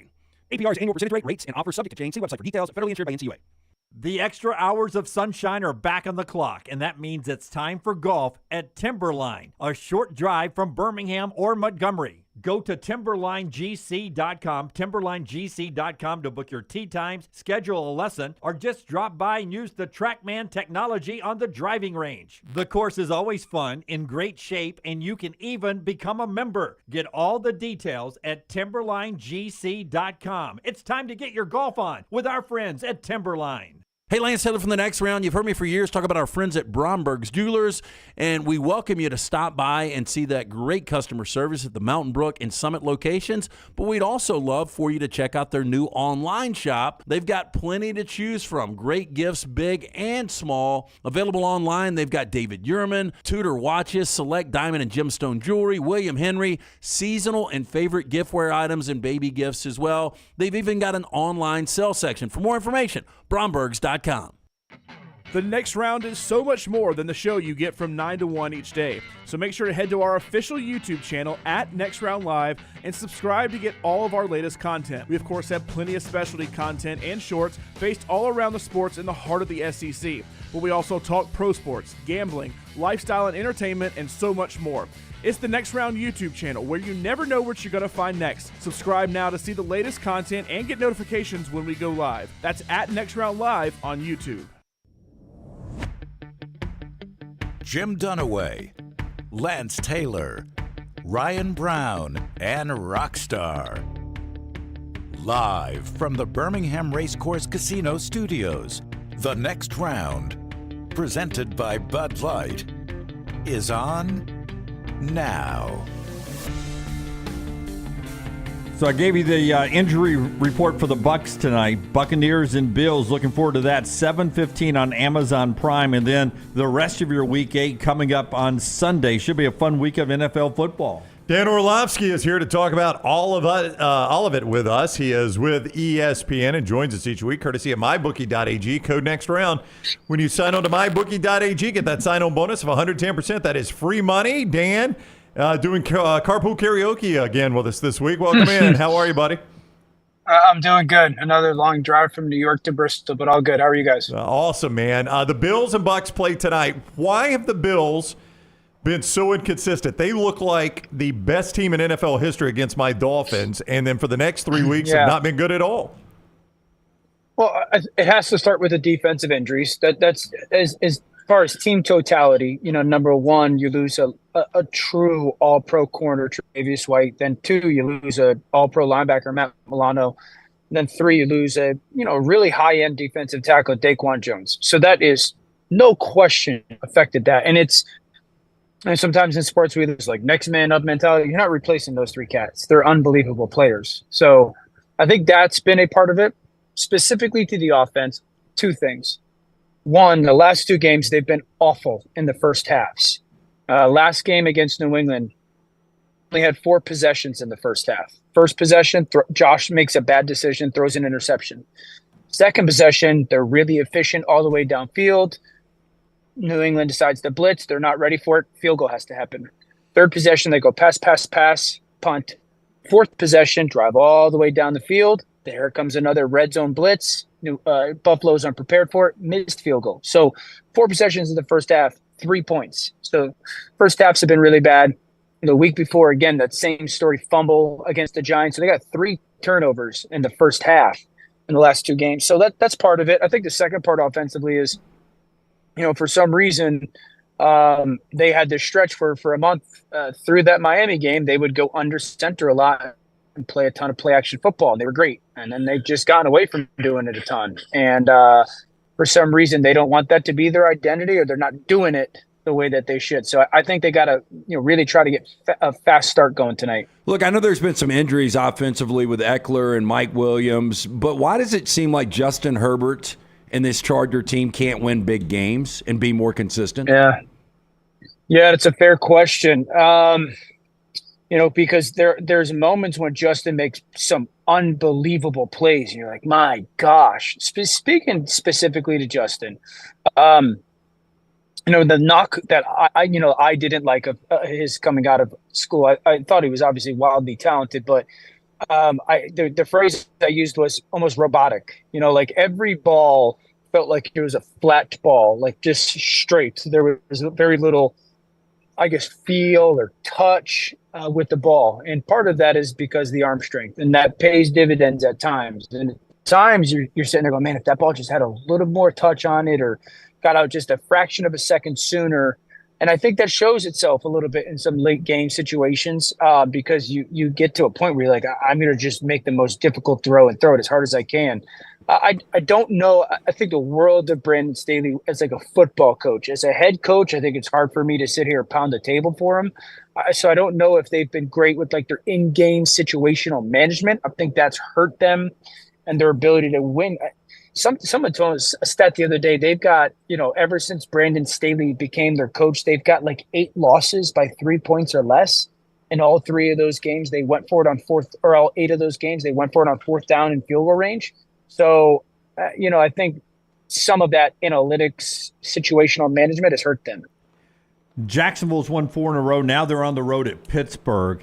How has Travis Etienne helped lessen the pressure on Trevor Lawrence to produce in that offense? Yeah, so he's one of the hardest tackles in the NFL right now. I would say this. Certainly getting the ball to him a little bit, even in the pass game has helped, but Etienne's ability he's one of those almost rare old school backs in the way. I think they love putting a couple tight ends on the field to run the football, and Etienne's ability to, and I remember sitting with Travis last year talking about this 6 games into the season, obviously missed his rookie year because of the injury. And he was saying that the thing that he was learning the most was, he could try to hit the home run more often than not at Clemson because he was just so much more talented. And that was so unrealistic in the NFL. And he was learning how to take a 1-yard run and just make it a 3-yard run. You're not going to make it a 15-yard run. And how to make a 3-yard run into a 7-yard run. You're not going to make it a 30-yard run. And the more he honed in on that gave him the greater opportunity for one of those 30-yard runs because the defense eventually was going to give it to you rather than trying to take it from them. I think that's the biggest thing that he's helped with Trevor in that offense is, the 3-yard run. He makes it into a 6-yard run. And then the 1-yard run, he makes it into a 3-yard run. And then all of a sudden he pops one for 30. And he's just a really difficult open field tackle. So his, growth is probably the biggest way. Dan Orlovsky with us from ESPN. He joins us each week courtesy of MyBookie.ag. Code next round when you sign on to MyBookie.ag. Get a sign-on bonus matching your deposit of 110%. That is free money, 110% there at MyBookie.ag. Bet anything, anytime, anywhere with mybookie.ag. Don't forget code next round. If I ask you to pick an AFC North team that will fall off, they will not be in contention. I mean, it's a brutal division right now, and they all, in certain ways, are looking really good right now. But who do you not have faith in? Okay, so I'll answer it a little bit differently. The one team that I feel really good about, obviously, is Baltimore. The way that Lamar is playing. I think Cincinnati's season comes down to the next 2 weeks. Cincinnati plays at San Francisco on Sunday, and then Buffalo. If they split, they're still alive. If they go 2-0, I think you could take it to the bank. They'll get into the playoffs. I think if they go 0-2, because the rest of their schedule, they still have to play Pittsburgh, I think twice. They got to play Cincinnati or Cleveland again one more time, Baltimore. So, their schedule is difficult. I'm confident, but there's a little bit of question mark because I don't know exactly what Joe Burrow is going to look like in this offense off of the bye week and him being fully healthy. Pittsburgh is so weird, man, because I don't believe in them, but they make me believe in them, if that makes sense. Because TJ Watt wrecks games. He wins games. TJ Watt wins games, and then Highsmith and Minka, and so you're sitting there going, the defense just wins a game here and there, and then it seems like Kenny Pickett's clutch, but their offense doesn't do anything for the first 3 quarters. So I don't have a ton of faith in them, but I'm like, well, they're 4-2, and I feel like they're, because of those players, they're going to be in it all the time. Cleveland, the one to me is Super Bowl contending roster, Super Bowl contending defense. I just don't know what Deshaun Watson's going to be, whether it's availability, health, or play. The play hasn't been there. So I don't know if I have one that I'm definitely out on. I have 3 that I guess there's question marks about. Alabama and Auburn consume a lot of our content here. We originate out of Birmingham. Seems like when I watch Get Up, the Dallas Cowboys are like, dude. And I know you hate it, I can tell, but it seems like there has got to be an angle on Dallas every single day. With that said, you were the only guy on the panel this morning that said, I don't believe they're a Super Bowl contender. This week, though, my Rams roll into Dallas. I think more people are focused on the Texas Rangers. I personally think the Rams are a better team than Dallas. I know I sound like a homer, but I've watched a lot of Dallas, and I've watched every minute of every Rams game. Where are you on that game this week and the Dallas Cowboys overall? Yeah, I think it'll be a really good football game. The Rams, I was surprised that they lost that last week versus the Steelers. Obviously, the interception that TJ makes is basically the swing of the game. And really what happened in that game was late in the game, Pittsburgh decided to blitz them, play man coverage, and no one won. That was probably the most shocking aspect of that game. I don't know if Dallas is going to be able to play as much man coverage as well as Pittsburgh did. I think that game comes down to this. If Dallas can't hurt, the Rams excel in 2 different kinds of runs right now. A run that we call split flow zone, which is everyone blocks one way and they bring a tight end or somebody across from the other way, and it helps really good angles. And then duo, which is just a bunch of double teams, duo 2, right? So if the Cowboys struggle to, kind of hold that down, the Rams could have success. Here's a little bit of kind of insight onto Dallas's defense. Since Trayvon Diggs went down, right, the ACL, unfortunately, there's 4 games. They've had 6 sacks in 4 games. They're giving up 8 yards per attempt as a secondary in 4 games. So if you could throw it, which obviously the Rams can, you got a chance. And I think that they could have some success throwing the football. It's going to come down to, can they be physical enough on the defensive side of the football to match Dallas? It's a really good football game. It's in Dallas. If it's in Dallas, I probably lean to Dallas.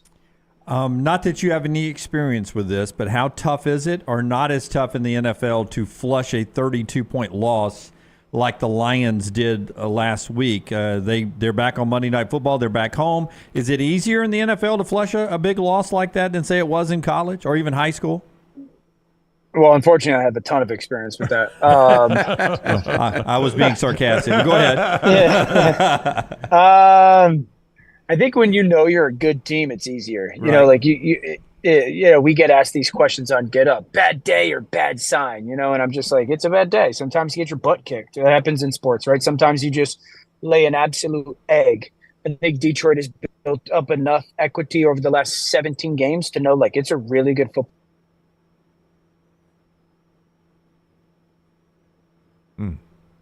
Did that do it? We were near the end anyway with Dan Orlovsky. Always great being with us there. Is he back? I don't know. I keep hearing like little bits and pieces. We lost his connection there, but he's a great point. Oh, there he is. He's you're back. We lost your connection briefly. Pick up where you said bad day or a bad sign. Yeah, from that point forward. Yeah, bad day. I just think they had a bad day. They couldn't get a first down on offense. So it was like this snowball effect, right? Where you can't get a first down, you're 3-and-out. They're having success on offense. They're creating big plays. I think it's a very easy thing to know, like, all right, we got our butts kicked, and we're a better football team than that. How do we learn from it? How do we get better from it? How do we grow from it? And you get another shot. It's another huge – this would be the biggest game in Detroit in, 5, 6, 7 years. So that place would be rocking Monday night versus the Raiders. All right, he is Dan Orlovsky. You will see him in studio with ABC. BYU Texas, the 2:30 game. Luganbill's on that one. So next round worlds colliding there. You'll see him throughout the weekend talking NFL on ESPN. Thank you very much, Dan. Safe travels. Have a great weekend, guys. All right, buddy. You too, Dan, with us on the JohnstonRVCenter.com hotline. He joins us each week courtesy of MyBookie.ag. Code next round when you sign up at MyBookie.ag. Get that sign-on bonus, 110%. Absolutely free money you can use right away. MyBookie.ag. Code next round. MyBookie.ag. Code next round. Hey, and they're not dumb either. Colorado UCLA is prime time on ABC. Going head-to-head with the World Series? Yeah. I mean, look, Colorado has been TV ratings gold. That will be an interesting battle. I don't know what a World Series game draws. Well, the championship series is a 4.5, 4.7. Yeah, it goes up. I'll go look at what a World Series draws because a good network Dion game's been drawn about 9 or 10 million people. Well, in that window, you've got Tennessee, Kentucky on main ESPN at 6 o'clock. Washington, Stanford on FS1. Throwaway there. Air Force, Colorado State, CBS Sports Network. Colorado, UCLA. Ohio State, Wisconsin on NBC at 6:30. It's almost like, why would you not play game one on Friday night? Of what? They are. They are. Yeah, that's game two. Game two, okay. Yeah. Yeah, game one tomorrow night, game two But you Saturday. don't ever want to go against primetime NFL, so there's no game Sunday. Yeah, so it'll go 1, 2, then skip to Tuesday, right? I think so. I'll tell you this, Lance. Last year, Astros-Phillies, game 2 was, and I think that was on a Saturday, $10.789 million. That'll be a battle between them and Colorado. It really will, and that may not be. I mean, I know y'all got a stake bet. You think it's maybe a 3-touchdown game, but that could be a tight battle there. Keep in mind, Old Dominion, James Madison, 7 o'clock on ESPNU, sucking those viewers away right there. Hey, part of the show being brought to you by a couple of our great sponsors. One of those, our friends at Hemphill LT. Yeah, our friends at Hemphill want to remind you for the month of October, they've got a good deal. For qualified customers, you get the free Wi-Fi upgrade, 10-year labor on any system replacement, plus $69 fall tune-up when you mention the next round. Call Adam, Chad, Andrew, the guys at Hemphill, 205-229-2090. Hemphill Services, hard to stop a train. For more information, hemphillservices.com. And also our friends at johnstonrvcenter.com. I-65 exit 304 in Coleman, 334 indicator is where you find them. I'll tell you where you found them not long ago, the Johnston family. You found them up at the Forest River Expo, where they saw the latest travel trailers, fifth wheels, toy haulers, and motorhome floor plans. And what they do is they pick those out, and then they're on their way to the lot there. So they need to make room for them. That's the Call a Fall campaign that is going to do that, and it's going to be great, give you great savings as they try to clean out the lot there. $50,000 discounts and more on fifth wheels. $50,000. And also travel trailers starting as $179 a month with approved credit. Don't forget lifetime warranty and that great military discount for all active duty and retired military personnel. I-65 exit 304 in Coleman, 334 indicator, always online, johnstonrvcenter.com. Some news on a game of interest. When is Oklahoma Kansas? Yep. 11 o'clock Saturday. 11 o'clock Saturday. Brett McMurphy. Action Network reporting that Jason Bean is going to get his fifth start. Jalen Daniels still doubtful and not going to play according to him. Yeah, that hurts. It does. Bean's got a lot of experience. Yep. Yeah, he played some last year. He's been serviceable this year. Hasn't been too bad. Keeps him in contention, but I don't think they're good enough. I'm not even sure if they're good enough with Jalen Daniels to win that game. I think it would have been a really good game. That's interesting. Riley Leonard, no update on him yet either. Duke's got a big game as well. He's expected to give it a go. Who does Duke have? It's a pretty good contest. Louisville, two top 25 teams. Duke and Louisville in Louisville. Staying alive in the ACC championship game race. Yeah, one of them. Yeah, one of the two. Yeah, Duke and Riley Leonard. They expect to give it a go there. And JT Daniels will play for Rice as they host Tulane. And since the opener, Rice has played pretty good little football. Could be a little dangerous game for number 22 Tulane on the road at Rice against 4-3 Rice. The Crispies come in with JT Daniels in an improving offense. I think Tulane will pop that ass. Okay. Easy win there for them. Did you notice who was not at practice? First two practices of the week at USC. Me? Yeah, Lincoln Riley. Lincoln Riley was not there. Pneumonia. He was back at practice yesterday. Ironically, Caleb Williams was at practice. Forrester's mic, please. Forrester, you watch all of the Caleb Williams post-practice news conference. I'm sure it was dominated by the conversation about whether or not he was going to continue to play at USC or not opt out for the NFL. Yeah, you would think that, right? Yeah. How many questions? 0. Not a 1. So nobody asked him about Acho saying he should opt out? Nope. Hey. Not one. Nope. Not one. All about dealing with adversity and things like that. Yeah. But no. It's funny, if you go back and watch Unlocked with Brock Eward, he talks about what it's like outside of the locker room when USC lost that game to Utah. And he's talking about Gucci and Versace and just all of the players walking out. Really? Yeah, with all the NIL. Wow. He said it's a different world. He said it's what you see coming out of an NFL locker room. Versus a pig farmer. Yeah. Hey, look, that nice stuff's nice to have, but you ain't winning football games. What's it worth? Yeah. One more point about the pig farmer after I tell you about our friends at Champy's World Famous Fried Chicken who bring you this hour, champyschicken.com, Highway 119 in Alabaster. You hear me talk about it all the time. Great place for lunch or dinner today, or for the food to take to your tailgate or to stay home and watch the game. Sterling is the man that owns the place, over a decade there. Highway 119 in Alabaster. Champy's Chicken, champyschicken.com, all the details you need to know. Urban Meyer this week on his podcast through our friends at On3 Sports. Best coach in college football. Urban says this guy is the best coach of college football? I mean, Nick Saban's the easy answer. Kirby Smart's the easy answer. He didn't go either one of those. He went Kyle Whittingham. Okay. I mean, He says there's an argument to be made. Kyle Whittingham showed me again last week why he's currently the best coach in college football. And if you didn't know the Kyle Whittingham story, his dad was ended up being a good NFL assistant, I think a defensive coordinator. Urban inherited Whittingham when he got there and left Whittingham when he left. When Urban came from Bowling Green, Whittingham had already been there. He was the defensive coordinator from the previous staff, had been a defensive line coach on 2 staffs before that. He's been at Utah forever. And when Urban got there, he inherited Kyle Whittingham and kept him as defensive coordinator. I don't know why more people don't say this. I said it on Monday. If Lincoln Riley wants to go to the NFL, give me Kyle Whittingham. I know he would never take that job. He's a Utah guy. He played at BYU, now has coached at Utah forever.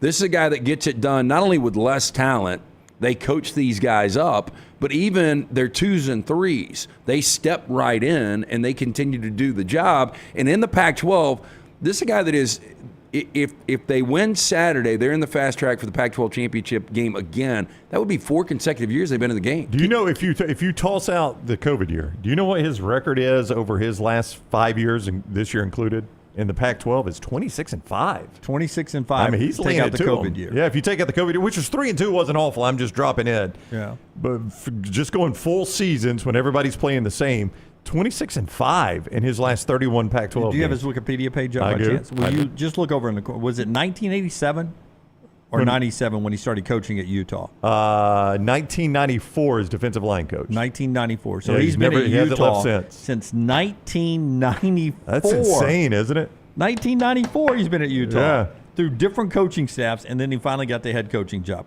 Trash is coming up on the other side. We'll get to that. And still to come, Trent Dilfer at the end of the show.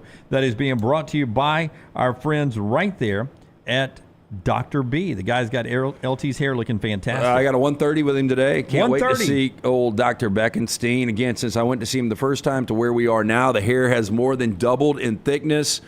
Today, getting the Sensus Transdermal Infuser. This enables Dr. B to get various medicines and therapies into the scalp where the hair follicles are without using any injections. This is revolutionary, as Dr. B can pinpoint delivery of a patient's genetically specific products without any needles. Make the phone call that I made, 205-319-0316. You can go online for more information, t3hair.net.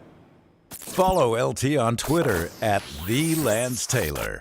Stop by the New York Butcher Shop and pick up the finest in certified Angus prime beef steaks and burgers, premium pork chops, ribs, and all-natural chicken cut to order just for you.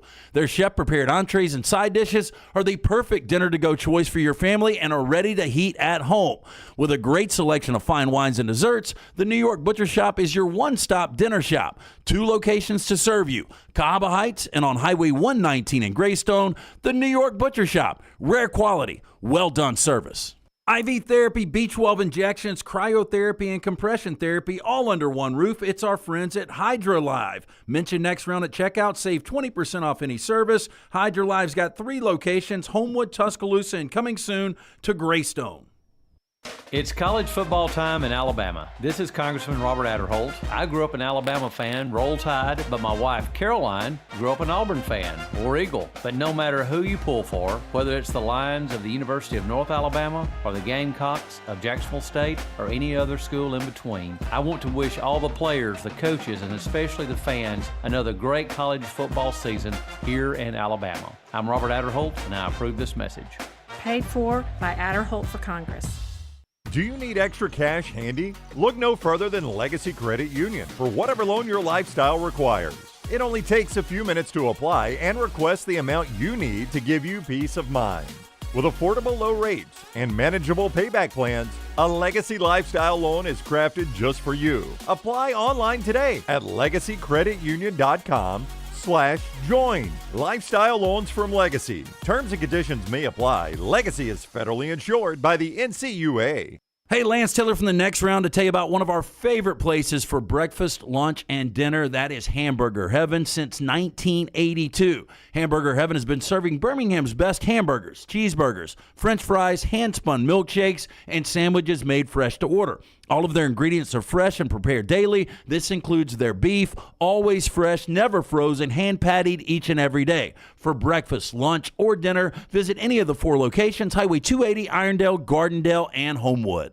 Hey, Lance Taylor from the Next Round to tell you about our friends at New Life Art. Daniel A. Moore has completed his original full-color oil painting honoring Bryce Young, Alabama's 4th Heisman Trophy winner. This painting depicts the memorable Heisman-worthy go-ahead pinpoint pass to John Mechie in the corner of the end zone as the Tide dismantled the vaunted Georgia defense in the SEC championship game this past year. Use code TNR for 15% off. You can order online at danielmooreart.com.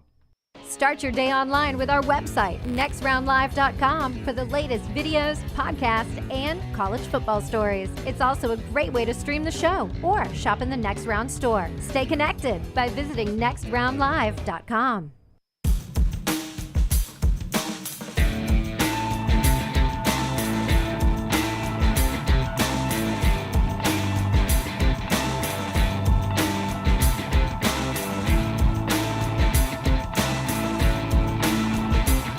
With you on the Next Round. Before we get to trash, let me tell you about the great folks at Storm Restoration Roofing.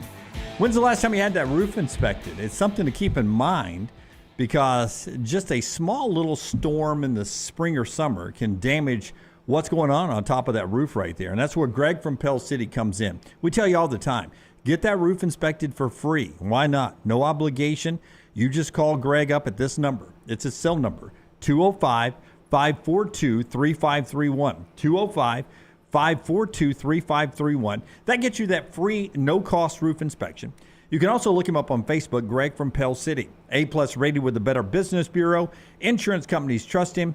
Locally owned for over 20 years. He and his wife run the company. That number again, 205-542-3531. 205-542-3531. Trash in a second. Did you guys see any of the excerpts of the Britney Spears book? You know, I did not. Not yet. I've not read that. Well, I saw some things she said. Do you have it in your queue? Yes. No, but I'm not going to buy it. But just some of the stuff she said was. Well, she said her and ripping Justin Timberlake. Yeah, she kills JT. This whole thing. I mean, she tries to ruin his name. And it may be true. I don't know. I don't really care. What did she say? Let me guess. He was verbally abusive. Nope. Convinced her to have an abortion. Yeah. She wanted to keep the baby, and he convinced her to have an abortion, that they were too young to have the baby. Okay. According to her. According to her, again, there are multiple sides to every story. And she cheated on, she kissed a dance instructor because he had cheated on her or something like that. Those are the two things. Cry Me a River, he wrote about her because she was cheating. Yeah. Well, she said that was because he cheated first, but I mean, who knows? That's the two things I read from the book. And I bet both cheated. Yeah. I know she's crazy. Yeah. I don't know if he is or isn't. That's the two things I read from that book, and it will remain the two things I read from that book. Well, me too. I will not buy the book or the audio version of the book. But what gets me is, if you're Britney Spears, wouldn't you want to do the audio version of your own book? Well, Lunsford says she can't because she's dead. I don't think Lunsford believes that anymore. Yeah. Oh, is Lunsford past that one now? I just know this, that our friend Lauren Sisler has written a book, and she's voicing her own book, audio book herself. I've heard pain in the ass. I've heard it is a pain to do those. Yeah, Brittany Wagner did it. Our buddy Clay Travis has done it multiple times, but they all say it's awful. Britney Spears says, no, I'm not going to do that. Michelle Williams, the actress, was hired to do it, so she is voicing the book. She's Australian. No, this does make sense. If Lunsford really believes she's dead, I mean, she couldn't do it. It would be really difficult to do. Apparently, and I won't get this right, but Justin apparently had he would use like for shizzle and things like that, bro. For shizzle, like he would talk in urban slang. She said all the time when they were dating. Which looks weird. Yeah, it kind of does, yeah. Yeah, who's going to read this book? I don't know. It's going to be a bestseller. She's hoping a lot. Right now, Michelle Williams is the only one I'm 100% aware is going to read it. She's having to read it onto a microphone. Yeah. All right, let's get to let's get to trash now. Brought to you by our friends at Mortgage Right. Hit it, Rockstar. Now, extinctions, I don't have to tell you, have been part of the natural history of the world for millennia. And man-made extinctions have even happened before. I guess we hunted the dildo into extinction. But the dodo, rather. Forgive me. I'm having trouble with my words today. LT's Trash is presented by Mortgage Right. Sure. Mortgages done the right way. I mean, he added a couple letters. Yes. We hunted that down to extinction, man. I got rid of all. We don't need them anymore. Hey, are you a veteran looking for a VA loan? Mortgage Right has been advocating for veterans since their company began. As a veteran-owned, operated company committed to your well-being, they can help you find the best terms available, guide you through every step of the process. Visit their locations, Highway 280 in Birmingham, Parkway Drive in Leeds. You can apply at mortgageright.com/TNR. Call 205-815-9200, NLS 2239, Equal Housing Lender. I'm going to try to hunt down this Iowa story. I meant to do that in break. But first, we start with a pilot named Joseph Emerson was arrested Sunday afternoon in Portland after attempting to shut down the engines of a plane in mid-flight. Now, on Tuesday, his first statements after his arrest were made public. 44-year-old pilot was off duty at the time, told authorities he had taken some psychedelic mushrooms. Affidavit filed alongside a federal complaint against Emerson also states that after being subdued, taken to the back of the plane, Emerson, quote, turned towards an emergency exit door and tried to grab the handle before being stopped by flight attendants. Now, the Horizon Air flight made an emergency landing at the Portland International Airport. Emerson now faces federal charges of interfering with a flight crew, in addition to numerous state charges that include 83 felony counts of attempted murder. Just imagine, it's one of those split-second decisions that you have in your head that you would never do. Like, what if I ran my car off this ravine? What would happen? Yeah. And you would never do. I think it was almost that thing where he's on drugs and everything. He's like, if I shut the engine down, what would happen? Like, I don't think he had intent to murder. Yeah. It's just that one split decision just is going to destroy the rest of your life. But then he was going for the door, too. Because I think he realized that, like, oh, no. There's people. I'll try to crash this plane, and there's people on here. That photo on the left right there, he looks like one of the Village people or something. That's a weird one. Yeah. We're flying a plane in shorts and playing a ukulele with a captain's hat on. I mean, what in the world? Well, let me ask you, would you, if this guy was your pilot, would you trust him being your pilot? I would not. No. He's on shrooms if I heard the story right there from Lance. He was off duty, but on him. But I wouldn't trust him to be my pilot at this point because it seems like where his mind went instantly was crashing the plane. I don't want him to be having a bad day. I mean, Denzel was able to fly a plane on coke and vodka upside down, introverted. And Ted Stryker could land a plane and even know how to fly. Oh, yeah. Ever since the war. Really sweaty, though, when he did it. Okay, here we go. Eddie Tipton, former security director of the Multi-State Lottery Association, has already been convicted of fixing the lottery, then winning it in Iowa, but now authorities believe that Tipton may have been involved in more scandals across many more states. Investigators are now looking into whether or not Tipton tampered with lotteries in a whopping 37 other states or territories over the last 12 years. I mean, just pure greed, man. You get away with it one time. Tipton's long-running scheme involved the installation of a piece of malicious software known as the rootkit. Anybody in the back room know what a rootkit is? I'm going to bet Tyler does, and I'll bet Lunsford does. A rootkit? Yeah. Lunsford's not in his share, by the way. Now, they allowed the gambler to determine the lottery's winning numbers beforehand. Now, to collect on the jackpots, Tipton would have friends and accomplices buy the, quote, lucky ticket. But at some point, the ex-security director became careless and ended up purchasing the winning ticket himself, which obviously is a big no-no. What's more, he decided to buy at the lotto near the Multi-State Lottery Association's headquarters, making it all easier to catch him red-handed. Lance, of course, a rootkit is a malware that gives a threat actor control of your computer without your consent or knowledge. I thought everybody knew that. You've been rootkitted before. Yes. How lazy did this guy get, and how brazen to walk in to the convenience store next to the headquarters and do it himself? Yeah. Officials are pretty confident in Tipton's involvement in schemes across 4 states over the course of 6 years, during which he picked up $8 million. Yeah. Here's the deal. There should be no way that it could be tampered with, though. I would not want the lottery to have a chance. There should be no way it could be tampered Well, supposedly lottery employees could always play the lottery because of how secure it was, right? I don't know. I thought they could. I thought so, too. I thought that was the whole thing. It's like, no. It is so secure, we even allow our employees to play it. That shows you how secure our lottery is. I clearly know. Man from Warsaw is charged after attacking another man with a sickle. Yep. According to court that documents. That time of year, LT. That time of year. 43-year-old Todd Baker, boy, he looks like a piece of work, charged with first-degree assault, armed criminal action. On Sunday, Baker went into a home, told the man to get out of his house. Baker began hitting the man, sitting in a chair with a sickle. Now, the strikes caused serious physical injuries, I would assume.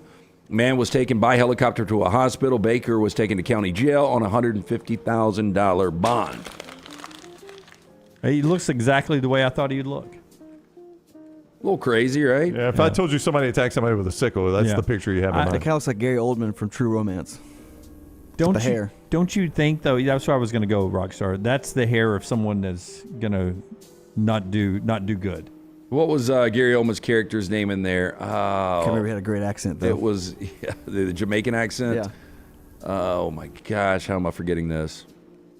Dunaway, you're saying you don't think that guy's seen Head and Shoulders in quite a while. Yeah, I just he is. It's not long. It's not long term with him. He's not taking care of the locks. Yeah. 23-year-old school student, is accused of sabotaging 10 aircraft, Drexel, at a Florida airport after he was denied a solo flight. Now, it happened at the Treasure Coast Flight School, an international piloting school, at the Whittingham Field Airport in Stuart, Florida. Now, Stuart is about 100 miles north of Miami. Student became, quote, angry after school instructors would not allow him to take a solo flight. School officials called the sheriff's office when they said they saw the student on a video going from plane to plane, causing damage to each of the aircraft. Items such as the plane's throttle was damaged. 10 aircraft at the school remained ground while mechanics determined the extent of the damage. The county sheriff said something, quote, terrible could have happened. Yeah, that should be like almost 10 attempted murders I at that agree. point. Yeah. It's like the old boy on shrooms a minute ago. Yep. I mean, because you get so mad, you're just like, you know what? I'll tell you what. If I'm not flying, none of you are flying. That's right. I may just end 10 people's lives here. Yeah. Let's screw with a throttle on their airplane. Can't get away with it. So Lonely Planet has released Best in Travel 2024 book. It crowns the top 10 countries and regions and cities to visit next year. Now, 2 new categories, value and sustainable, have also been introduced to this year's to mark Lonely Planet's 50th birthday. Now, Lonely Planet says it's awarded Mongolia the gold medal in the country ranking as it's ideal for seekers of wide open spaces, adventures, and culture. I don't think I've ever talked to anybody that's gone to Mongolia. You know, I like their beef. Yeah, good chicken. Yeah, I don't like. They throw broccoli in it, don't they? Sometimes. Yeah, it's a little tough. Yeah, Philadelphia and Kansas City on the best cities, only ones I got a chance to go see next year. Oh, Philadelphia's a shithole. Yeah, I'm just saying. I'm not going to Nairobi or Paris. Wait, so or Montreal. Outside of Kansas City, the only one that made the top 10 was they put Philly on there? Yeah, number 5, best city to visit. Wow. It's your story, Lance. I'm more shocked than you are. I'm telling you, of the countries, the only one I remotely want is St. Lucia. Yeah, I'm with you, Brownie. Yeah. I mean, all the rest of them, I guess there's places in Mexico you still go. I always heard. No, Croatia would be fun. I don't know a whole lot about the Croatians. What we got going on well, there? Well, they in have a big boat party. I forget what time of year it is, but it's supposed to be awesome. It's supposed to be a fun place. Okay. Never Morocco heard that. would be fun. Morocco? Yeah. I don't know about their food. I just found out my neighbors had a kid that, this is yesterday, lived in India for years. Oh, wow. I know some people who have lived in India. A lot of people there. They live. Do you want to know how the conversation got started? Yeah, how did it get started? Chili and Bullet. Oh, yeah. Yeah, because they said they brought back rescue dogs from India, and they were so starved where they were rescued from that they continued until their death to grab food off the counter. Because I was like, I'm hoping that I can work this out of them. And they said, no way. And she was like, well, I'll tell you, I've got a story. Yeah, it didn't end well. Kind of bad news. There's some places in Mexico that you like to visit, and I've heard that the cartel is, for the most part, hands off in those areas. Protects the well, I think they've got an ownership stake, Right. so it really doesn't benefit them. Think in Cabo, and Cabo, the cartel, I combine those words. Cabo, the cartel, basically is instrumental in getting you everything you want. Yeah, they own the resort, so it really doesn't benefit them to. So here are some of Nicolas Cage's many looks. I was surprised you didn't put Mandy on this list. Well, because I was thinking about the other day. It's like he's done so many looks in his films, and he does a lot of films like straight to DVD, but straight to video on demand now. Yeah. I gotta be honest with you. There are 3 I haven't heard of on this list. Here we go. Arsenal, 2017. This is where he played a Southern mobster. Don't know this movie. You're not going to know a lot of this. Oh, okay. Does that look like a Southern mobster? It does not at all, no. Reinfeld. Now, they did a pretty good little campaign for this one. Oh, my Saw the gosh. commercial a lot. Yeah, this is where he plays Dracula's henchman. He's got more teeth than he's supposed to have. Does Dracula have extra teeth? I don't think so. I thought it was just fangs. Of it, but he also, it looks like the that bite would hurt. Xenomorph from Alien. Yeah. Dream Scenario. I've never heard of this one. 2023. A hapless man finds his life turned upside down when millions of strangers suddenly start seeing him in their dreams. When his nighttime appearances turn a nightmarish turn, Paul is forced to navigate his newfound stardom. Wow. It's an interesting concept. Yeah, it's an interesting concept that you're the bad guy in everybody's dream. Yeah. He looks like a typical dad of the 80s. It does not look like Nick Cage. Con Air, I think we all remember this one. Cameron Poe. Yeah. One of his best roles. You think he did any roids for this role? Adaptation, which I think might be his best role outside of Leaving Las Vegas. Oh, boy, he packed it on for that. Incredible movie here, though. Yeah. This is about a screenwriter becomes desperate as he tries and fails to adapt The Orchid Thief by Susan Orlean for the screen. Raising Arizona, another good one, 1987. That's his best role. Got 2 of them. 2 of the 5 is his best role for Dunaway. I've now changed. Con Air, he had the worst Southern accent of all Southern accents in the history of Southern accents. Right. Outcast, 2014. I've never heard of this one. Look at the picture. I think you know why. He's a samurai miner in West Virginia. He's a mysterious warrior. Teams up with his daughter and the son of a deposed Chinese emperor to defeat their cruel brother who seeks their deaths. Another one I never heard of, Butcher's Crossing. Ivy League dropout travels to the Colorado wilderness where he joins a team of buffalo hunters. And then finally, Peggy Sue Got Married. Never saw this one. I did. Woo, that hair. I think that was one of his first roles with Kathleen 1986. Turner. Jim Carrey was in it.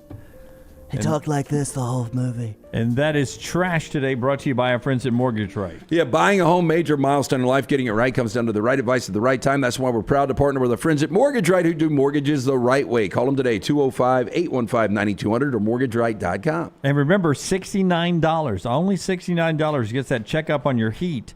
Right, from our friends at Hemp Hill, coming up right now. This temperature flip is about to happen very soon. When's the cooling spell happening? Is it next week? Yeah, Halloween gonna be nice and cool. Halloween's gonna start to get cold. Hemphill can take care of all your heating needs. $69 with a checkup on the unit. Cooling and plumbing as well year round. The name Birmingham's trusted since 1954. It's Hemphill Services. Call them now, 205-229-2090, 229-2090. Just remember the name Hemphill. All the SEC with our all-SEC analyst, Roman Harper. Thursdays at 9:25. As summer starts to fade, get ready to welcome the arrival of fall. But hey, it's not just football season making an entrance. In the world of pest, it's fall invader season. Hold on tight because we've got 4 major troublemakers stepping into the spotlight. Box elder bugs, kudzu bugs, ladybugs, and stink bugs. These pests don't just knock, they barge in like they own the place. But fear not, dial up Wayne's Pest Control now, 865-588-6686, and let's show those fall invaders who's boss. Don't let pests crash your party. Take charge today. Support the show and grab some great t-shirts and hoodies right now in the Next Round store. Buy the Alabama State map shirts in your team's favorite colors, the popular Y'all Can Have the Rest, or Next Round flag shirts are also online now. Just go to nextround.store. That's nextround.store. The traditional Next Round logo shirts are there too. Buy them for yourself, or they make a great gift for someone else.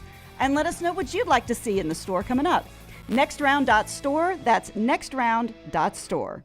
Storm season is here. Make sure you have a plan of action in place right now. Greg from Pell City and Storm Restoration Roofing should be your first call when storms hit. Insurance companies love working with Storm Restoration Roofing because of Greg Nelson's name and reputation in the industry. When storms hit, call Greg Nelson. He's local, 205-542-3531. He's the home of the free no-cost roof inspection. Greg from Pell City on Facebook, 205-542-3531. It's Storm Restoration Roofing. Going to a big football game? Walking around all day? Then you'll want comfortable shoes. This is Wes McClooney, owner of the New Balance Birmingham store. Score a touchdown with a new pair of ultra-comfortable running or walking shoes.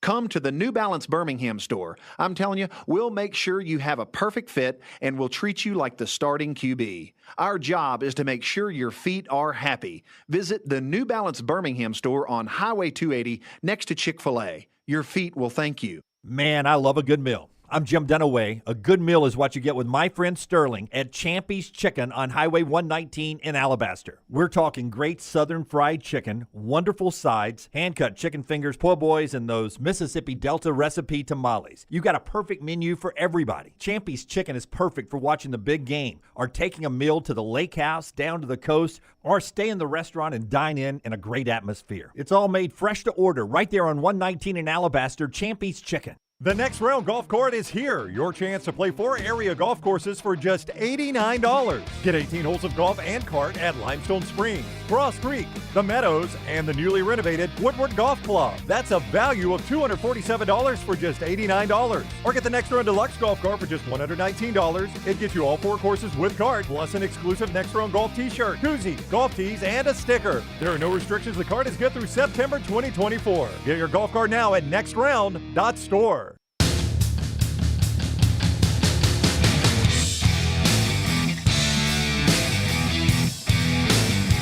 Time to talk UAB football with our buddy head coach Trent Dilfer.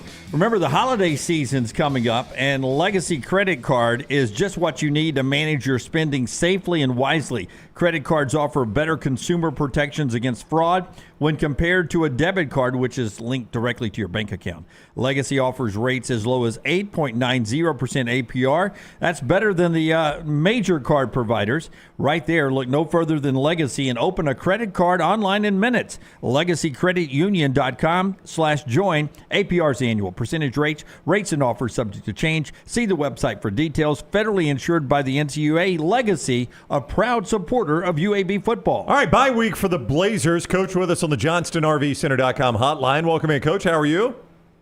How we doing, guys? Doing awesome. Good time, bad time for a bye week. You can't change it, so I don't guess we need to ponder on it. But are you okay with it falling right here? Oh yeah, 2-6. I think we needed to get better some things and also get away from football for a little bit. So they had an extra day at the front end of the week, and if their grades are right, they get to leave after class today. So they'll get a couple days away and come back recharged and ready to try to get a W. How frustrating has it been losing 6 of your last 7? Very. It's frustrating game day. During the week, there's been some encouragement. The big frustration has been not getting us to play as well as we've practiced at times. There's been significant improvements during the week. I think pretty much by position, scheme, install, general understanding of football, general understanding of how we do things has gotten better as the years gone on, which is encouraging. But to see it not carry over into game days and see the same things kind of pop up. We've obviously turned it over more than I'm familiar with. You can't, a losing level of turnovers, poor red zone defense, poor red zone offense, second half meltdowns. These are things that we've addressed continually and have been able to stop the bleeding come game day.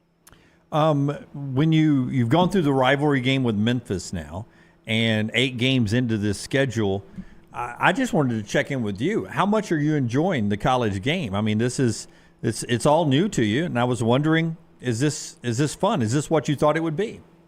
Yeah, my standard line's been, and I mean is I'm really loving the battle. And I knew it going in. I didn't sign up for easy. I wanted something challenging. I wanted something in my life at this stage of it that was a giant mountain to climb, and college football has a lot of challenges. It's a giant hill, and I've loved the battle daily.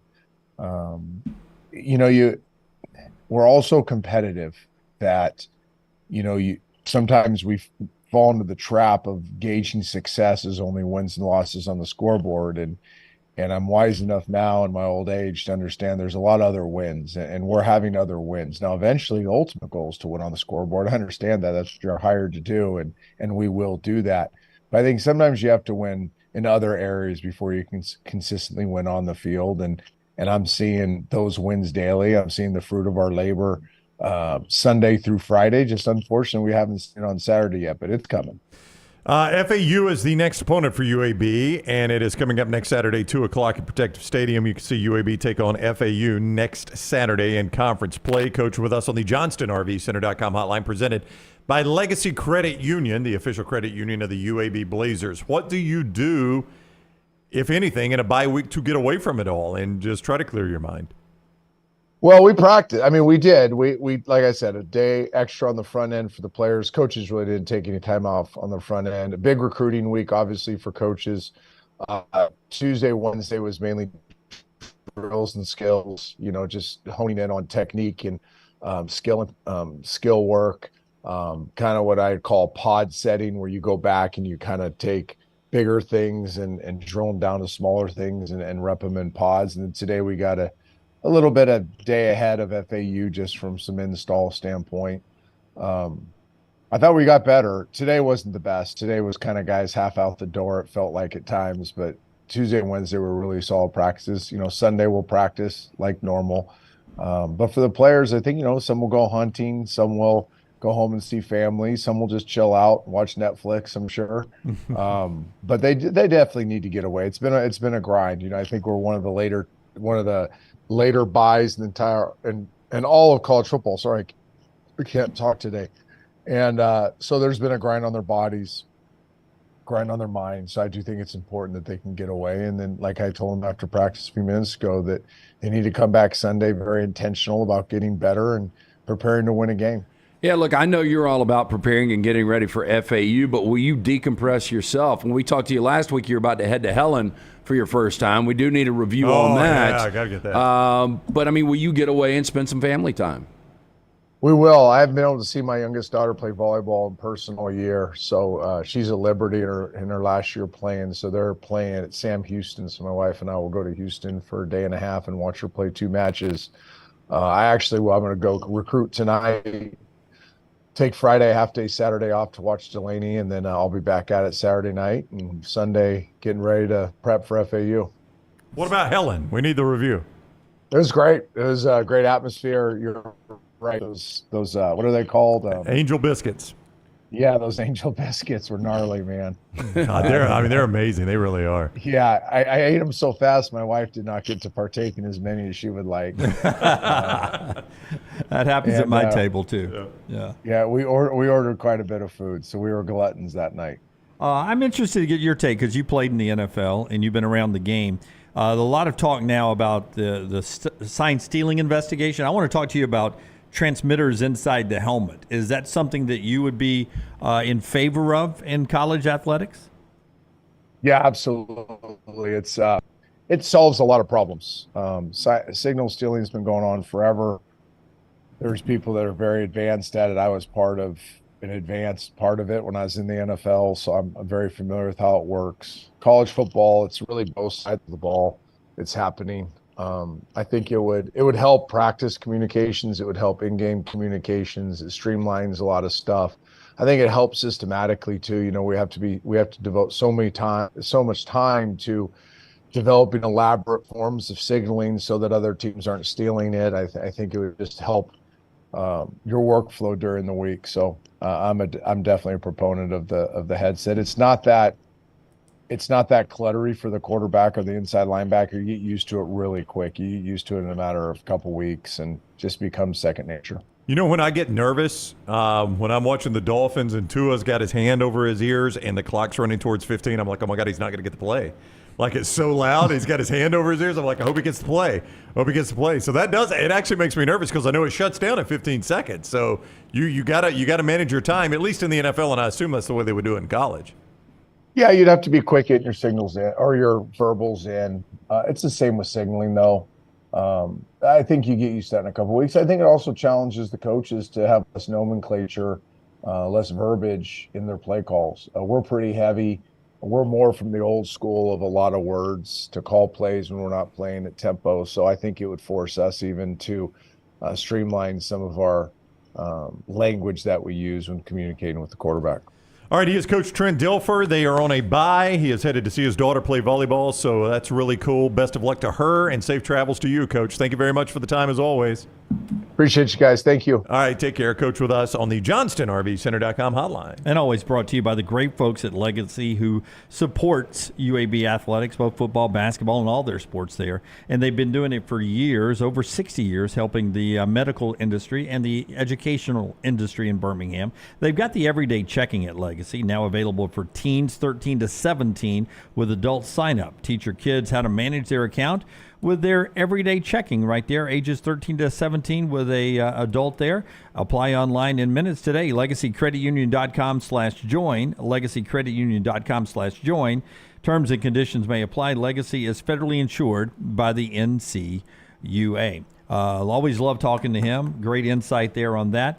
But I want to show you this. And listen, we talked about uniform unveils early. These are all fake uniforms from Saturday Down South. But we do have special uniforms that pop up in college athletics. But you would say the SEC, unlike other conferences, we get fewer in this league. Specialty uniforms? Yeah, than we do anywhere else. I mean, Missouri, Kentucky, Arkansas. I think there's people that have multiple unifors, Yeah. they use Florida those. plays around with them. Yeah, Florida has done it way more than they should. I agree. Saturday Down South used AI. Okay. To give us Michigan this past week did a blackout uniform where everything was sort of murdered out, so to speak. Here is AI version of the SEC uniforms. This is a blackout Texas A&M uniform. Not a bad look. I don't like it. Okay. This is Ole Miss blackout. Is everybody uniform. black it out? Are these going to be blackout? These are all blackouts. Oh, no. Ole Miss needs to go with the powder blue jersey. They do not need to black it out. It still look like a blue helmet. Mississippi State blackout. Okay, not awful. I can do that. State's got some bad combos. That's a good one. That's the leader so far? Yep. All right. Arkansas blackout. Okay. That's okay. I like Mississippi State still the best. Yeah. Okay. What's next, Forrester? LSU blackout. Negative. Yeah, Terrible. their uniform's way too good. Awful. Well, you're going to hate Alabama's then. Well, of course I am. There's Alabama's blackout. I don't even want to look at that. That's terrible. I mean, Terrible. Yeah. I don't know how many more we have, Forrester. Is there another one? Yeah. Where's that white helmet? Yeah. Yes. There's Auburn. No, Auburn's blackout. Terrible. Terrible. Alabama and Auburn have too good a uniform to mess with it. Yep. Is that it, Forrester? Nope. Yeah. Back to Texas A&M. Texas A&M. Yeah. So anti the blackout uniform. I think it's been about half. So we know Georgia has messed with theirs a little bit, which they never should have. Yep. Missouri has, Florida has, Tennessee has, Kentucky, South Carolina, Vanderbilt. Everybody in the East has. Alabama, LSU, are they the only ones that haven't? Auburn. Auburn, yeah. I remember when Alabama, the only adjustment I can ever remember them making, they did the white helmet when I was a kid. This is the terrible one, right? Early 2000s? It was, I think, 6. It was a Shula year, right? Yeah. And they did the houndstooth collar. That was awful. And I was like, what are you doing, Alabama? I mean, you should be ashamed If you of asked Nick yourself. Saban to go to a houndstooth collar, what would he say? I mean, I don't think he's pressing that button on the door to shut it. Well, you be on the other side, okay? If you don't mind. Well, he may have said, what's on our collar now? Yeah, he probably might even know what's on the collar right now. I guarantee you he'd know if it was houndstooth. Yeah. Well, you know, the year after Coach Bryant passed, if they'd done a houndstooth collar, you'd have been like, okay, they're paying tribute to the coach who just passed away. Well, yeah. Yeah, But you still. could stomach that. You know, it's interesting. I went to breakfast at my daughter's school this morning. And I saw you had a corn dog. Yeah, corn dog for breakfast. How about that? I like Some that. fruit cocktail. Is it a sausage dog, or were they just cooking up lunch already? You know, I still think it was your standard corn dog, but they gave you syrup to dip it in. Okay. Scott's got the photo there. People were asking me if I was eating at Aliceville Women's Prison, if I was My there goodness, visiting yeah. my friends. No, that was breakfast at my daughter's school. We do that once a month, and she loves it. But today was where your favorite team gear or jersey day. And it is interesting when you go to a school to see all the different schools that are or fan bases that are represented there. Right. And you see how many different jerseys the kids have on, even the pro ones. Were most of them college or some? It was a decent mix. Yeah, you know, you had some Messi jerseys, some Lionel Messi jerseys. Oh, you know, a little soccer. yeah, action. you had a lot of Saints jerseys. I saw some Falcons. I mean, it's going to be dominated by Alabama and Auburn. Yeah. LSU. Of course, she was in her Tua jersey. Yeah. Was she Tua? Of course, Jim. I mean, what do you think? Was she able to go to all 7 periods today, or did she have to take a little time out to go to the nurse's office? Who's your quarterback tonight, Jim? It could be Baker Mayfield. Interesting. He's questionable. Yeah. Questionable. This hour brought to you by Champy's Chicken, Highway 119 in Alabaster. Appreciate Sterling so much. Great for lunch and great for dinner down there. There you see all the great food. Cooked to order Southern fried chicken, Mississippi Delta recipe tamales, and the hand-cut chicken fingers. That's our friends at Champy's Chicken. Brownie, what's on the overtime today? I'm about to talk to Tyler Watts. It's Spittin' Luke. It's Spittin' Luges All with right. Lance Taylor and ESPN's Tom Luganbill spitting them. So more of Luganbill coming up here with LT at the top of the hour.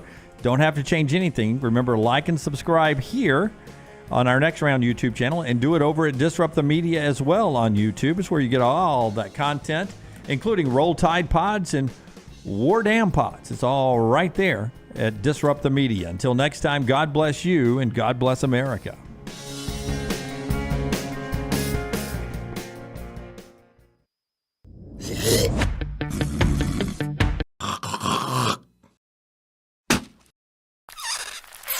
Hey, it's time for another edition of Spitting Luges with ESPN's Tom Luganbill. I'm Lance Taylor from the Next Round. It is brought to you by our friends at Manscaped, where you go to manscaped.com, you put in that promo code. He is a promo code, Luges, Loogs, and you're going to get a great bonus there at checkout. That is at manscaped.com. So last Saturday, man, it was almost complete, just bonkers. When you look at Washington could have easily lost. Florida State was in trouble. They were against the ropes until Riley Leonard goes out. Help me out here, Luges. There were a couple of more in Oklahoma, UCF. Yeah, Oklahoma. It comes down to a 2-point My conversion. game. Alabama's getting smoked at halftime, and they flipped that thing completely around. It was almost one of these bloody Saturdays, and I said it last week, I believe down the stretch we're going to have 3, 4, 5 teams that are 17-point dog plus win games outright. I just think it's that crazy in college football this year. Really close last week. A couple of teams did look like they got, bounced in North Carolina. It looks like they can't recover from that. USC looks like it's going to be difficult to recover from back-to-back losses. Clemson and Miami. Yeah, Clemson and Miami. So last Saturday, a little separation there. Listen, I think the further you go into the season, the more tired you become, the more fatigued you become, the more injuries that occurred. Nobody's immune, right? You're in the thick of it. And if you don't bring your A game every week, if you're not dialed in, somebody's going to jump up and bite you.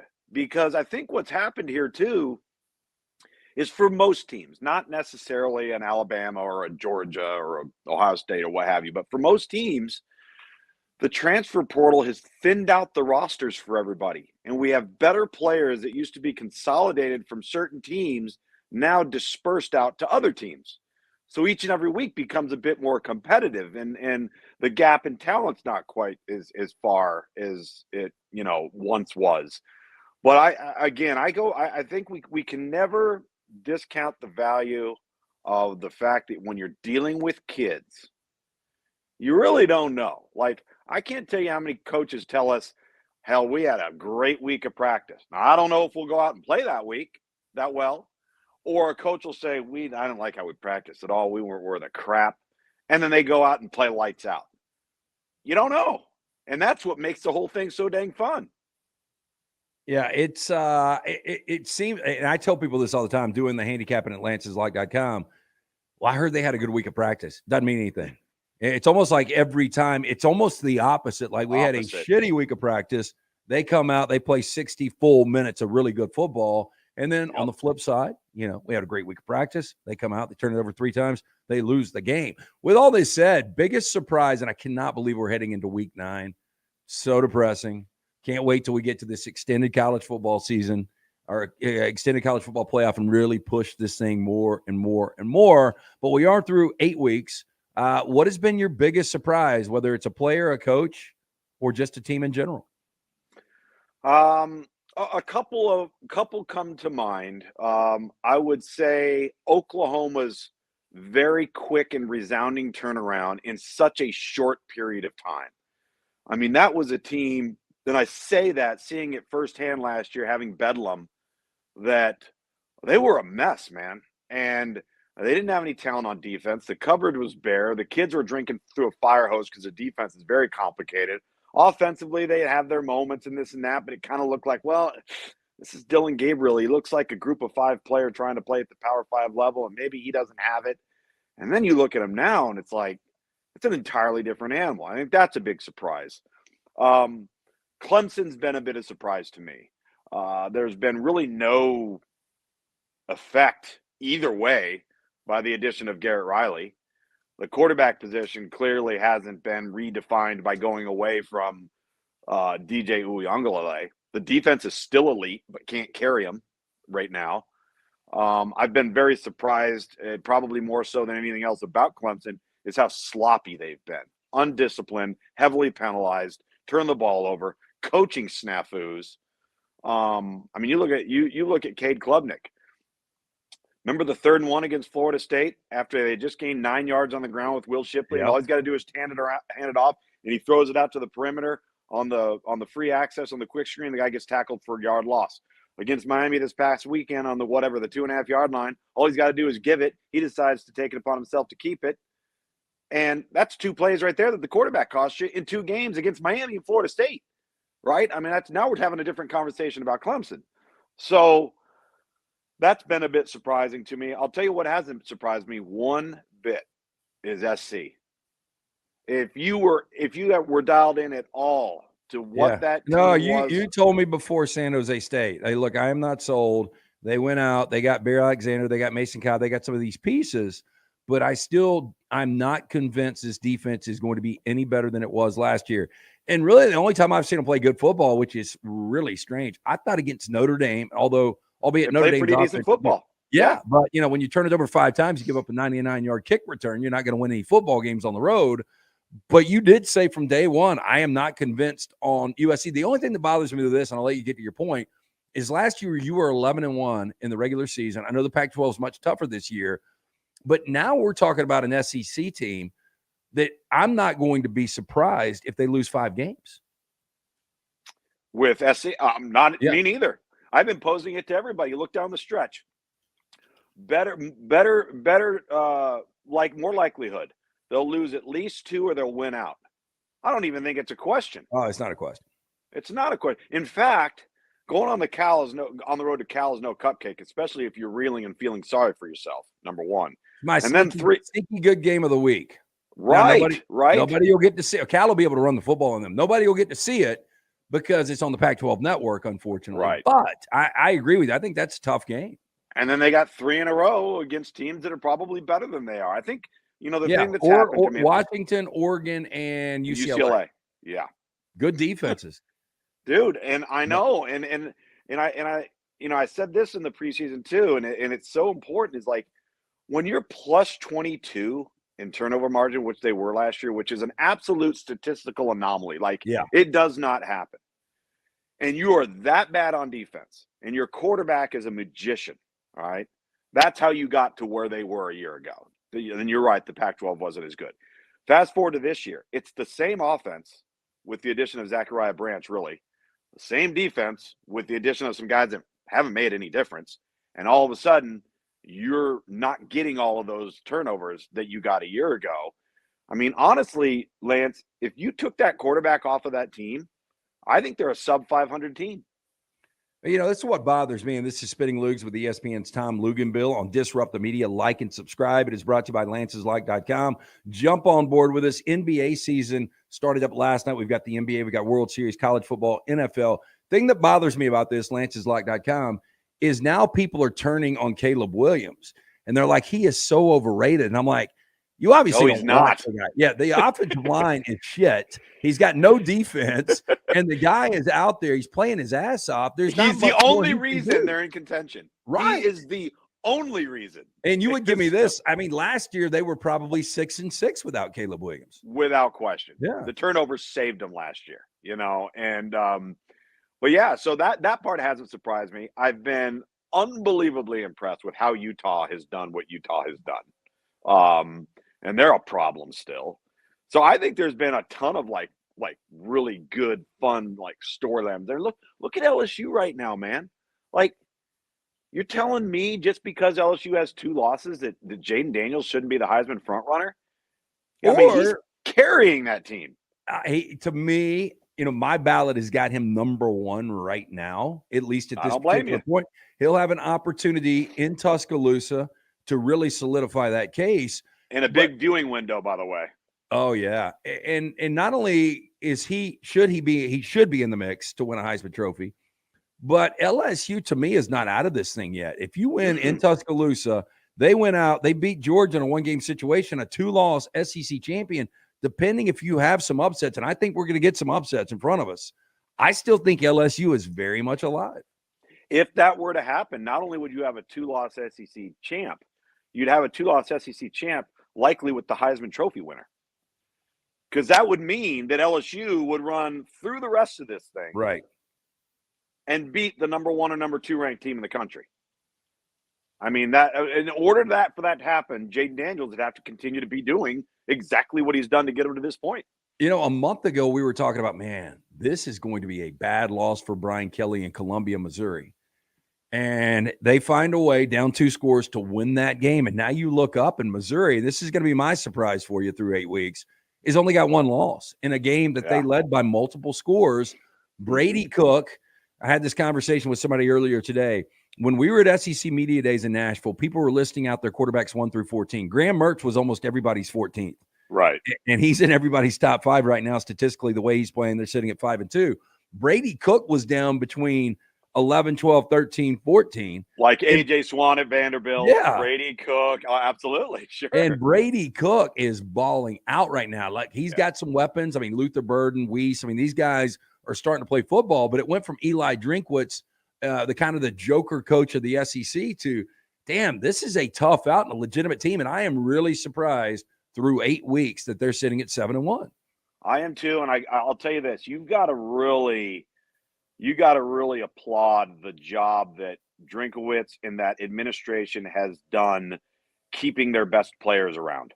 They obviously came up with NIL money. They obviously created opportunities. They have made that a destination school for the top in-state kids. And by the way, the 2022, 2023, and 2024 class in Missouri is as strong as it's ever been in the almost little over 19 years I've been here in doing this. And they just sign another huge receiver for next year? Yeah. Oh, yeah. And they just got a big-time defensive end as well. So, I mean, they're doing all of the right things to survive in this college football world. They're doing what you have to do when you're not Alabama and you're not Ohio State. Like, you're going to have to go above and beyond. Like, how they kept Luther Burden from going somewhere else, that's remarkable. Luther Burden might be the best receiver in the country. Yeah, I mean, I think he's the best receiver in the SEC. Marvin Harrison Jr., I think behind him, if you've been watching, I think Luther Burden III is your second guy. Yeah. And can you imagine if he went out in this draft, he's a top 10 guy with the difference maker receivers are in the NFL. So, I'm kind of one of those that, okay, I pull for SC, so I would love SC to be able to steal a Luther Burden. But I respect the fact if you're Missouri, if you can keep a kid like that. And I hate to see, Jordan Addison, Pat Narduzzi, I mean, that collective must suck. Yeah, they can't compete. Jordan Addison left. I mean, they're like, we can't do anything about this. And you heard how vocal he was. Would you say this, and I know I'm all over the place, is it possible Missouri's collective is better than Clemson's right now? I would not say it's better. What I would probably say is Clemson probably, right, wrong, or indifferent, in their mind, doesn't feel like they have to use theirs as much as Missouri does. Fair or unfair, I mean, there's going to come a moment where those coffers are going to have to start opening up at Clemson for not only their own players, but they're going to have to go out and start, I hate to say it, buying guys in the portal that are really, really good, that are better than what they currently have. And I would say this about Clemson. They have the ability to match anybody if they want to financially amongst their competitors because of what they've built that thing into. But I would tell them, dude, you're fine on defense. You're fine at running back. You better go out in that portal and get some freaking wideouts. Because right now, the wide receiver position is crushing them. And they have very few guys that can separate. They're not playing with Sammy Watkins. They're not playing with Justin Ross. They're not playing with Nuke Hopkins. They're not playing with Martavius Bryant or Mike Williams or Amari Rogers or a wealth of other guys. DeAndre Hopkins. I mean, you're right. A ton of great receivers. And it's kind of weird. Like 5 years ago, it was Alabama, Clemson, and you had a little drop off Ohio State, Georgia. Right. And if you would have told anybody involved in college football, Nick Saban is still going to be coaching at an elite level, and Dabo Swinney is still going to be at Clemson, there is no way. And I give Nick Saban a lot of credit. He's doing one of his best coaching jobs up until this point. We'll see how it plays out down the stretch. Mm-hmm. But both of those guys just don't have the offensive talent they've had in the past, and it's really strange. Yeah, they don't. And again, some of it's cyclical, right? Some of it is you're going to have some high points. You're going to have some low points. You're going to have some years where, like, you nail, like, 2 or 3 classes in a row. See, at the end of the day, that's what this thing breaks down to for Alabama and Clemson at quarterback. You go on a run where you hit on like 2 or 3 guys in a row. Well, hell, that might get you 9 years, Lance, of steady quarterback or elite quarterback play. So you look at Clemson, you had Taj Boyd was the one that got it lifted off the ground. Then you go to Deshaun. Then you go to Trevor, right? And in between that, you had the stopgap guy and Kelly Bryant. He takes him to a college football playoff. So then at Alabama, you're sitting there and you're playing with Tua, you're playing with Jalen, you're playing with Bryce. You hit on successive ones in a row. And all of a sudden, maybe you missed. Now you're having to work around that position a little bit. I think we've seen that with Clemson. We've seen that with Alabama. They're not playing with first rounders at quarterback. And so they all of a sudden become a little bit more human, like everybody else in the real world. You know, it's pretty amazing, that we're talking about quarterbacks and jumping around and stuff. And back to USC and Caleb Williams, look, they obviously made the right decision when Lincoln comes in, bringing Caleb Williams, the guy that won the Heisman Trophy last year. But they could have had Jackson Dart. Yeah, I was going to say, look around. They've got Jackson Dart starting in a Power 5 in Ole Miss. You've got Keaton Slovis in the Big 12 right now at BYU. You've got JT Daniels, who now is at Rice. But you've got 3 guys at one point, and maybe Jackson Dart is just hitting his moment now. I saw some early flashes, though. Keaton Slovis was a complete stud before he goes down. I think it was the Rotator Cuff against Iowa in the Holiday Bowl. JT Daniels, at least coming into that freshman season or sophomore season before he got the knee injury, those look like quarterbacks that were going to be around for a long time, and they're still playing and they're still starting. And it's just amazing that SC has got 4 starting quarterbacks out there right now. I know, it's crazy. I mean, if you think about it, like you could say the same thing about Oklahoma. Oklahoma lost Tanner Mordecai, who had 2 great years at SMU, just got hurt at Wisconsin. Spencer Rattler at South Carolina. All right, Caleb Williams, he goes off to USC. So they were left basically starting from scratch. When Brent Venables got there, he hires Jeff Lebby. Fortunately, Jeff Lebby's coached Dylan Gabriel, right, at UCF. So they had an in there. But if that doesn't happen, I don't know who Oklahoma was playing with at quarterback last year. It is Spitting Luges with ESPN's Tom Luganbill. I'm Lance Taylor from the Next Round. It's on Disrupt the Media. Make sure you like and subscribe. It's always brought to you by mybookie.ag. At checkout, make sure you put in that promo code Next Round. They're going to hook you up with a great sign-out bonus. That is at mybookie.ag. Speaking of quarterbacks, backup quarterbacks, Quinn Ewers is out. He hadn't blown me away this year. Look, he played a really good fourth quarter against Alabama. He's been steady Eddie. They've won every game except Oklahoma. But now you've got QB2, and I've heard this Malik Murphy kid is like the next Vince Young. Tell us about him. How good do you think he's going to be? You're going to be there this weekend in Austin. And how different would this game be if it was in Provo? Would it be a scary game for Texas? Well, it's interesting you asked that question because if it was in Provo, I would say, well, is the game at night? Because right now, for some reason, BYU is an entirely different team at night than they are during the day. They can't figure it out. Nobody can figure it out. Even in Fayetteville. Yeah, even in Fayetteville. And then you look at them get hammered at TCU on a noon kick. Then you see them go to Kansas, get beat in a day game. But when they play at night, they seem to be just fine. Okay, let me take this to confirm. 2:30 ABC, you'll be on the call here. So that's a problem for BYU. But with that said, Malik Murphy, is he going to be great? Is he going to be okay? Will we see Arch Manning possibly? Yeah, so let's address the Arch Manning thing because I think there's some strategy here. There's a three-pronged effect of Arch Manning being involved. If you are Sark and the Texas staff, you've got to have an idea, and maybe you don't yet, but you're waiting on an idea on when Quinn Ewers could be back. That's number one. Number two, Malik Murphy's been the number 2 all year long. That's how he's been listed. That's who I think that they will go with, all right, against BYU. If you look at the schedule the rest of the way, you've got this BYU game, then there's 4 regular season games left. So depending on what you know about Quinn Ewers, depending on how Malik Murphy plays on Saturday, you want to be careful deciding whether you play Arch Manning on Saturday because if you do, that counts as a redshirt game. If you don't, and you're not happy with the results of Malik Murphy, you could play Arch Manning the final 4 games of the year if you needed to and still preserve his red shirt. So I think there's a little bit of strategy there that they've got to think through based off of what they know on Quinn Ewers, the injury, on when he may be back. So here's my take on Malik Murphy. Envision Joe Milton physically. That's exactly who he looks like. He's tall, he's big, 6'5", 235.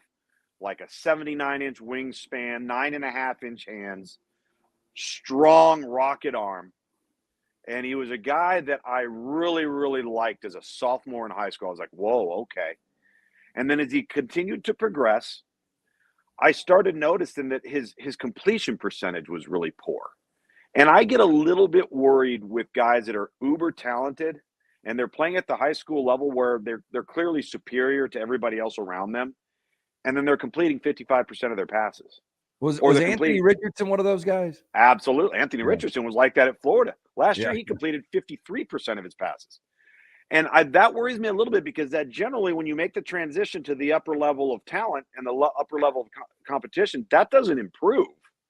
It kind of either stays the same or gets worse. So I continue to watch him as a senior, and his completion percentage went up from 55 to 59. Still not the number that I think he should be at, given what his physical abilities are.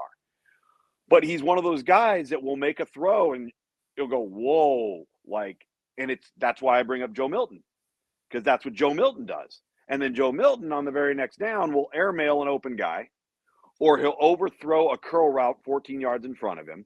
And then 2 plays later, he'll nail a slant for a touchdown, or he'll hit a post. And then the next 4, he'll be incomplete.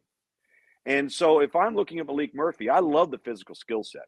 He's played sparingly. He was 9 of 13 in their spring game last spring and played well.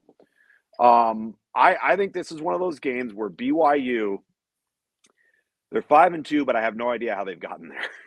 Right. First of all, they played Texas Tech last week. Texas Tech's on their 3rd quarterback and turns the ball over 5 times. All right. That's how they won that game. But there were a lot of holes in that game. So this isn't the same type of BYU team we've probably seen from years past, despite the 5-2 record. So I think it's a good opponent for Malik Murphy to get his feet wet against.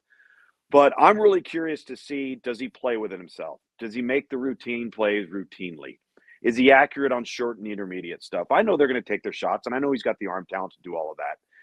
And then, don't try and play outside of yourself. They've got great personnel around them. Rely on it. Rely on the run game. Rely on the weapons. Rely on Xavier Worthy. And just make the plays that are there to be made. Take what the defense gives you.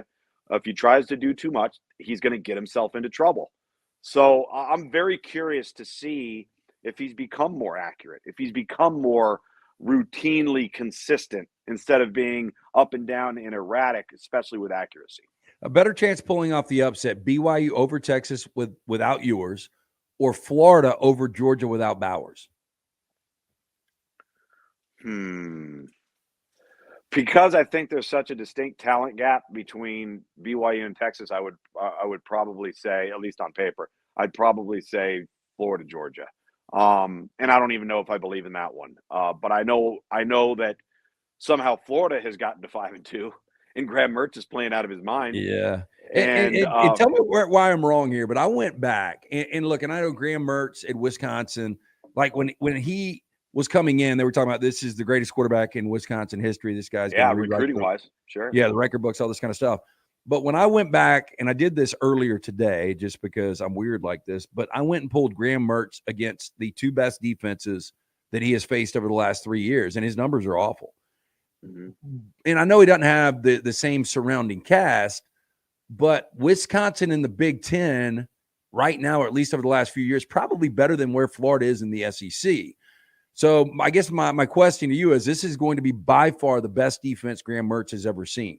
Can he continue to do what is asked of him? I know it's risk adverse right now in this offense, but is he good enough to not make the mistakes and at least keep Florida hanging around Georgia?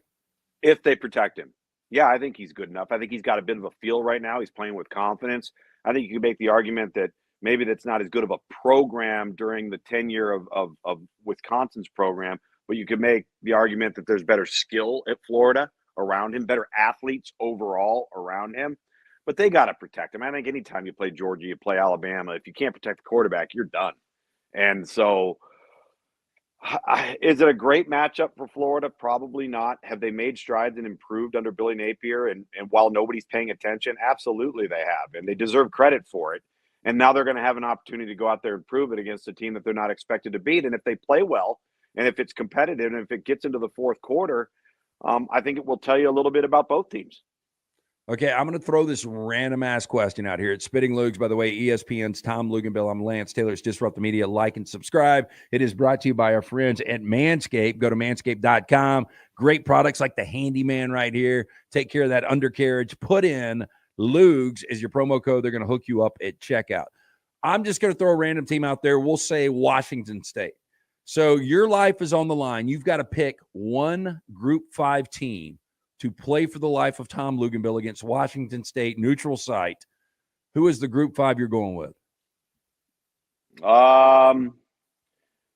Air Force or James Madison. And I would probably lean towards Air Force because you're going to have to deal with the option element, and nobody wants to deal with it. And they're good. I mean, when they are really good. When healthy at quarterback, I mean, I've unfortunately been suckered into Lance'sLock.com into playing Air Force a couple of times, so I've been forced to watch them. Yeah. But Troy Calhoun's got his best team by far. Yeah, first time they've been in the top 20, I think, since 1997. They're a problem. They actually have a passing game to add to the option, so that just creates more problems. But I think they would be the team. And I'm so ticked off about James Madison because I think that the transitional phase from the FCS to the FBS, I understand the parameters and I understand the framework because they want everybody to be financially viable and sustainable and be able to not only maintain your athletic program with your revenue producing sports, but be able to have that trickle down and make sure everything else is healthy. But this has got to be looked at on an individual basis. I understand if you're struggling and you're outmanned talent wise, and that first year you come in and you're 3-9. Okay. And then the next year you're hoping to maybe win one more or two more. All right, that part I get. This team was 8-3 last year and has a legitimate chance to go undefeated. So now you are basically reaching into the pockets of that university and pulling out bowl revenue, conference championship game revenue, and CFP playoff revenue. That's not fair to those kids, those coaches, the community, the university. Like, what are we doing? They've tried to lobby for a waiver. It's been denied. They've done it again. It's been denied. Like, what do you want them to do? They clearly prepared for this transition. They're not in the red. They've got the infrastructure. It's just another NCAA snafu that I think, how do you explain it and justify it? That's the problem I have. It's Spittin' Lugs with ESPN's Tom Luganbill. We talk a little entertainment each and every week here. Killers of the Flower Moon. I was so excited about going to see it. Haven't seen it yet. I hadn't been able to carve out the time. I was going to last Friday night. I was exhausted after a long week, but I was still going to battle through. I was going to go see it.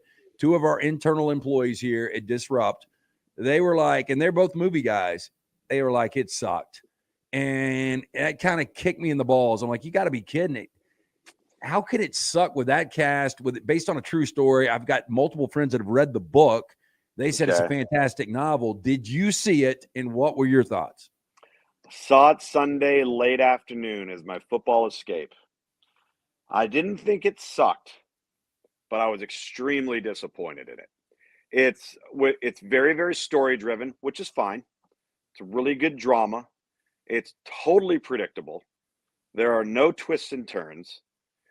If you're going to have any appreciation for it, you'll have an appreciation for the performances. Like Leo and De Niro are fantastic. Probably will be nominated for Best Actor and Best Supporting Actor. Yeah, Jesse Plemons, really good actor. He's really good. He's not in it very often, though. Yeah, but I heard he's not in until like 2.5 hours into it. Yeah, he's not in it very often, and it's good. It's not great. It's very slow. You have to have an appreciation for the story. But you kind of know from word go, like, you know who the bad guy is. There's no guessing. There's no twist involved. There's nothing at the end that makes you go, aha. Like, none of that. And my wife read the book too. She said the book was awesome. And but I was kind of like, it's okay. You know, like The Departed almost got a little too much at the end. Now, I've really grown to appreciate it more and more. The performances, it was based loosely on Whitey Bulger and his relationship. And not only the Irish mob, but, you know, internally with the FBI. And at the end of that, there was a lot of carnage. And I'm like, damn, you know. But back to it, there were a lot of twists and turns. And to have a great story like this with the ensemble cast and with arguably one of the greatest directors of all time, I just don't know how you jack this thing up. Yeah, I don't know. I just think it's, and I don't want to call it artsy, and I don't want to say that it's, because, you know, we've heard the comments recently from Martin Scorsese about how he's just fed up with, you know, superhero films and, you know, those aren't real movies and all this and that. It's like almost like he's trying like too hard to just kind of have a really heavy story-driven drama with great performances. The problem is it's missing some juice. Like Wolf of Wall Street, you could say was overstuffed, but God, what a roller coaster ride of fun, right? Yeah. The Departed, a great movie, great story, a little convoluted, but at the same time, it kept you guessing sometimes. This does not do that. Like, what you see is what you get. You'll know within the first 10 minutes exactly what's going to play out. Okay, let me throw two Leo films out there before I get to one of our longtime listeners wanted me to ask you a question about a television show. But Leonardo DiCaprio won his first Oscar, his only Oscar, I guess, for The Revenant. I was so excited about that film, and I thought it was good. Yeah. I didn't think it was great. I really appreciated the cinematography. Yeah. And, you know, that was based on a true story, too. Obviously not a Scorsese film there. But it's one of those, I saw it. I really didn't want to see it again. And would I recommend it? It depends on where you are. Your headspace is a film movie guy. Mm-hmm. The Aviator, another good true story, a Scorsese film that I thought was good and a great performance, but really wouldn't want to see it again. And I don't know if I would recommend it. So would you recommend this, and would you see it again? I probably wouldn't see it again. I wouldn't go to the theater to see it again. If it popped on and I was sitting on the sofa and it came on, I would maybe, you know, stick with it for a little bit. But I think you've picked two films that really, really are eerily similar in the impact that they have on you when you compare them to Killers of the Flower Moon. Aviator, The Revenant. Now, I did see The Revenant a second time. I liked it much better. Okay. The Revenant moves along. No, The Aviator moves along faster than Killers of the Flower Moon. The Revenant moves along kind of at a similar pace, but there's more action. There's more little grit to it. Yeah, bear attack. Yeah, the bear attack's remarkable. It's remarkable. But like I thought The Irishman was better than this movie. Okay. I like The Irishman more than most. What I didn't like is when De Niro drags a dude out of the grocery store, convenience store, and they actually let De Niro try to punch or kick him. And I'm like, that's such a bad look, man. We have really aged De Niro here. At least get a stand-in for this one. Yeah. Okay, so I used to watch this, and here's what happened. This is the honest-to-God truth. And I was watching when Damian Lewis was still on Showtime's Billions. Paul Giamatti, great actor. I enjoyed Billions until I watched Succession. And once I watched Succession, it showed me really the dysfunction of true billionaires and probably how they live miserable lives to this over-sexualized, glamorized Billions lifestyle. And so to me, Billions became kind of a guilty pleasure compared to what is really good, riveting performances in TV and Succession. But one of our longtime listeners, Bobby, said, you got to ask Luganbill on Spitting Lugs about Billions, because this season, now that Axelrod is back, Damian Lewis could be one of the best one-season standalones in television history, up there with True Detective. Really? Season 1. That's what he says. I don't know. I haven't seen it in years, so I don't know if you watch Billions at all. I do, and I've loved it. I'm a huge Paul Giamatti guy. I think he's fantastic in everything he's in, no matter how small or how large the role. I have not seen the last 2 seasons of Billions. I'm caught up until then. So are you saying that in 2 seasons ago that Bobby Axelrod's not even in the season? Oh, yeah, he left. Something happened. Something with, internal investigation. He disappears or gets exiled from trading altogether. I don't know what happened. I just heard that his character disappeared for 2 seasons. I didn't even know that. Yeah, so I'm not that caught up then. So, but I've always loved Billions. I do think there's more of an entertainment factor to it, as you described it, than Succession has. I thought Succession always tried to peel back more layers behind character development and, what makes all these people tick and their quirks and all of that stuff, maybe more so than Billions did. But like, I love Paul Giamatti. I love Bobby Axelrod's henchman. What's his name? Dark-haired guy. Dark-haired guy with the goatee. Wags. Yeah, Wags. He was. Remember, he was the guy that was learning to cook in Breaking Bad until he got shot in the head by Jesse Pinkman. Yeah. So he's fantastic. I thought that their cast is really good. Dollar Bill is great. So I've enjoyed. I enjoyed it. I just haven't gotten back into it. Yeah, well, I might check that out, at least just the final season, and just see what it's all about. Do you have any suggestions, entertainment-wise? I know a film we just talked about is probably not going to be a suggestion, but any direction you would go this week? You know what? I've been kind of off the map a little bit, just because I've got a doubleheader coming up next week, game-wise, taken away from my entertainment value. I will say this, if people haven't seen it, you're caught up with Your Honor, right? No, I only watched first season. Oh, stick with it, man. Keep going. Okay. Yeah, keep going. It's just really, really well, man. I think it's really, really good. I love the show. Well, he's a great actor too. Yeah, and where they're taking it in a direction you probably didn't expect. Okay. Which is kind of cool. I didn't see it, at least in that regard. And then I gave you The House of the Fall of Usher last week on Netflix, which is very, very intriguing. But no, that's it. I don't have much else popping up right now that I'm going, I want to get back into that. So I threw out the documentary Trial of the Devil or whatever. Did you guys sit back and look? I did, but there was nothing scary about it. I wasn't spooked. There was no it didn't make you uncomfortable. To be honest with you, I thought it was a little boring. Okay, clickbait probably. Yeah. Probably. Maybe, okay. Yeah. What is the fare of choice tonight for date night in the Luganbill house? The beer of choice? No, fare. Like, are we going Italian? We doing a little Mexican? No, we're doing tavern. We're doing a little Irish pub tavern.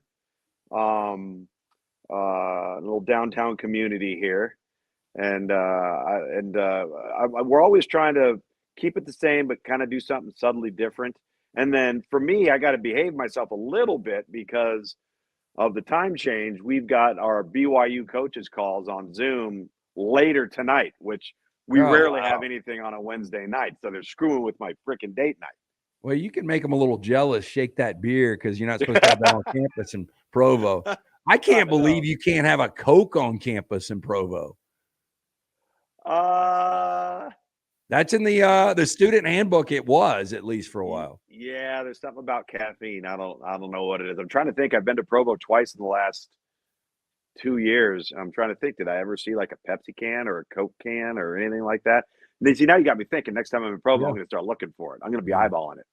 That's Tom Luganbill at Spittin' Lugs. It is brought to you by LancesLock.com. Jump on board again. The NBA is starting up. We'll have college basketball right around the bend here. We've got World Series action, college football, NFL. We will win for you at LancesLock.com. Safe travels to Austin. Enjoy it. We will talk to you next week. You bet, man. Thanks.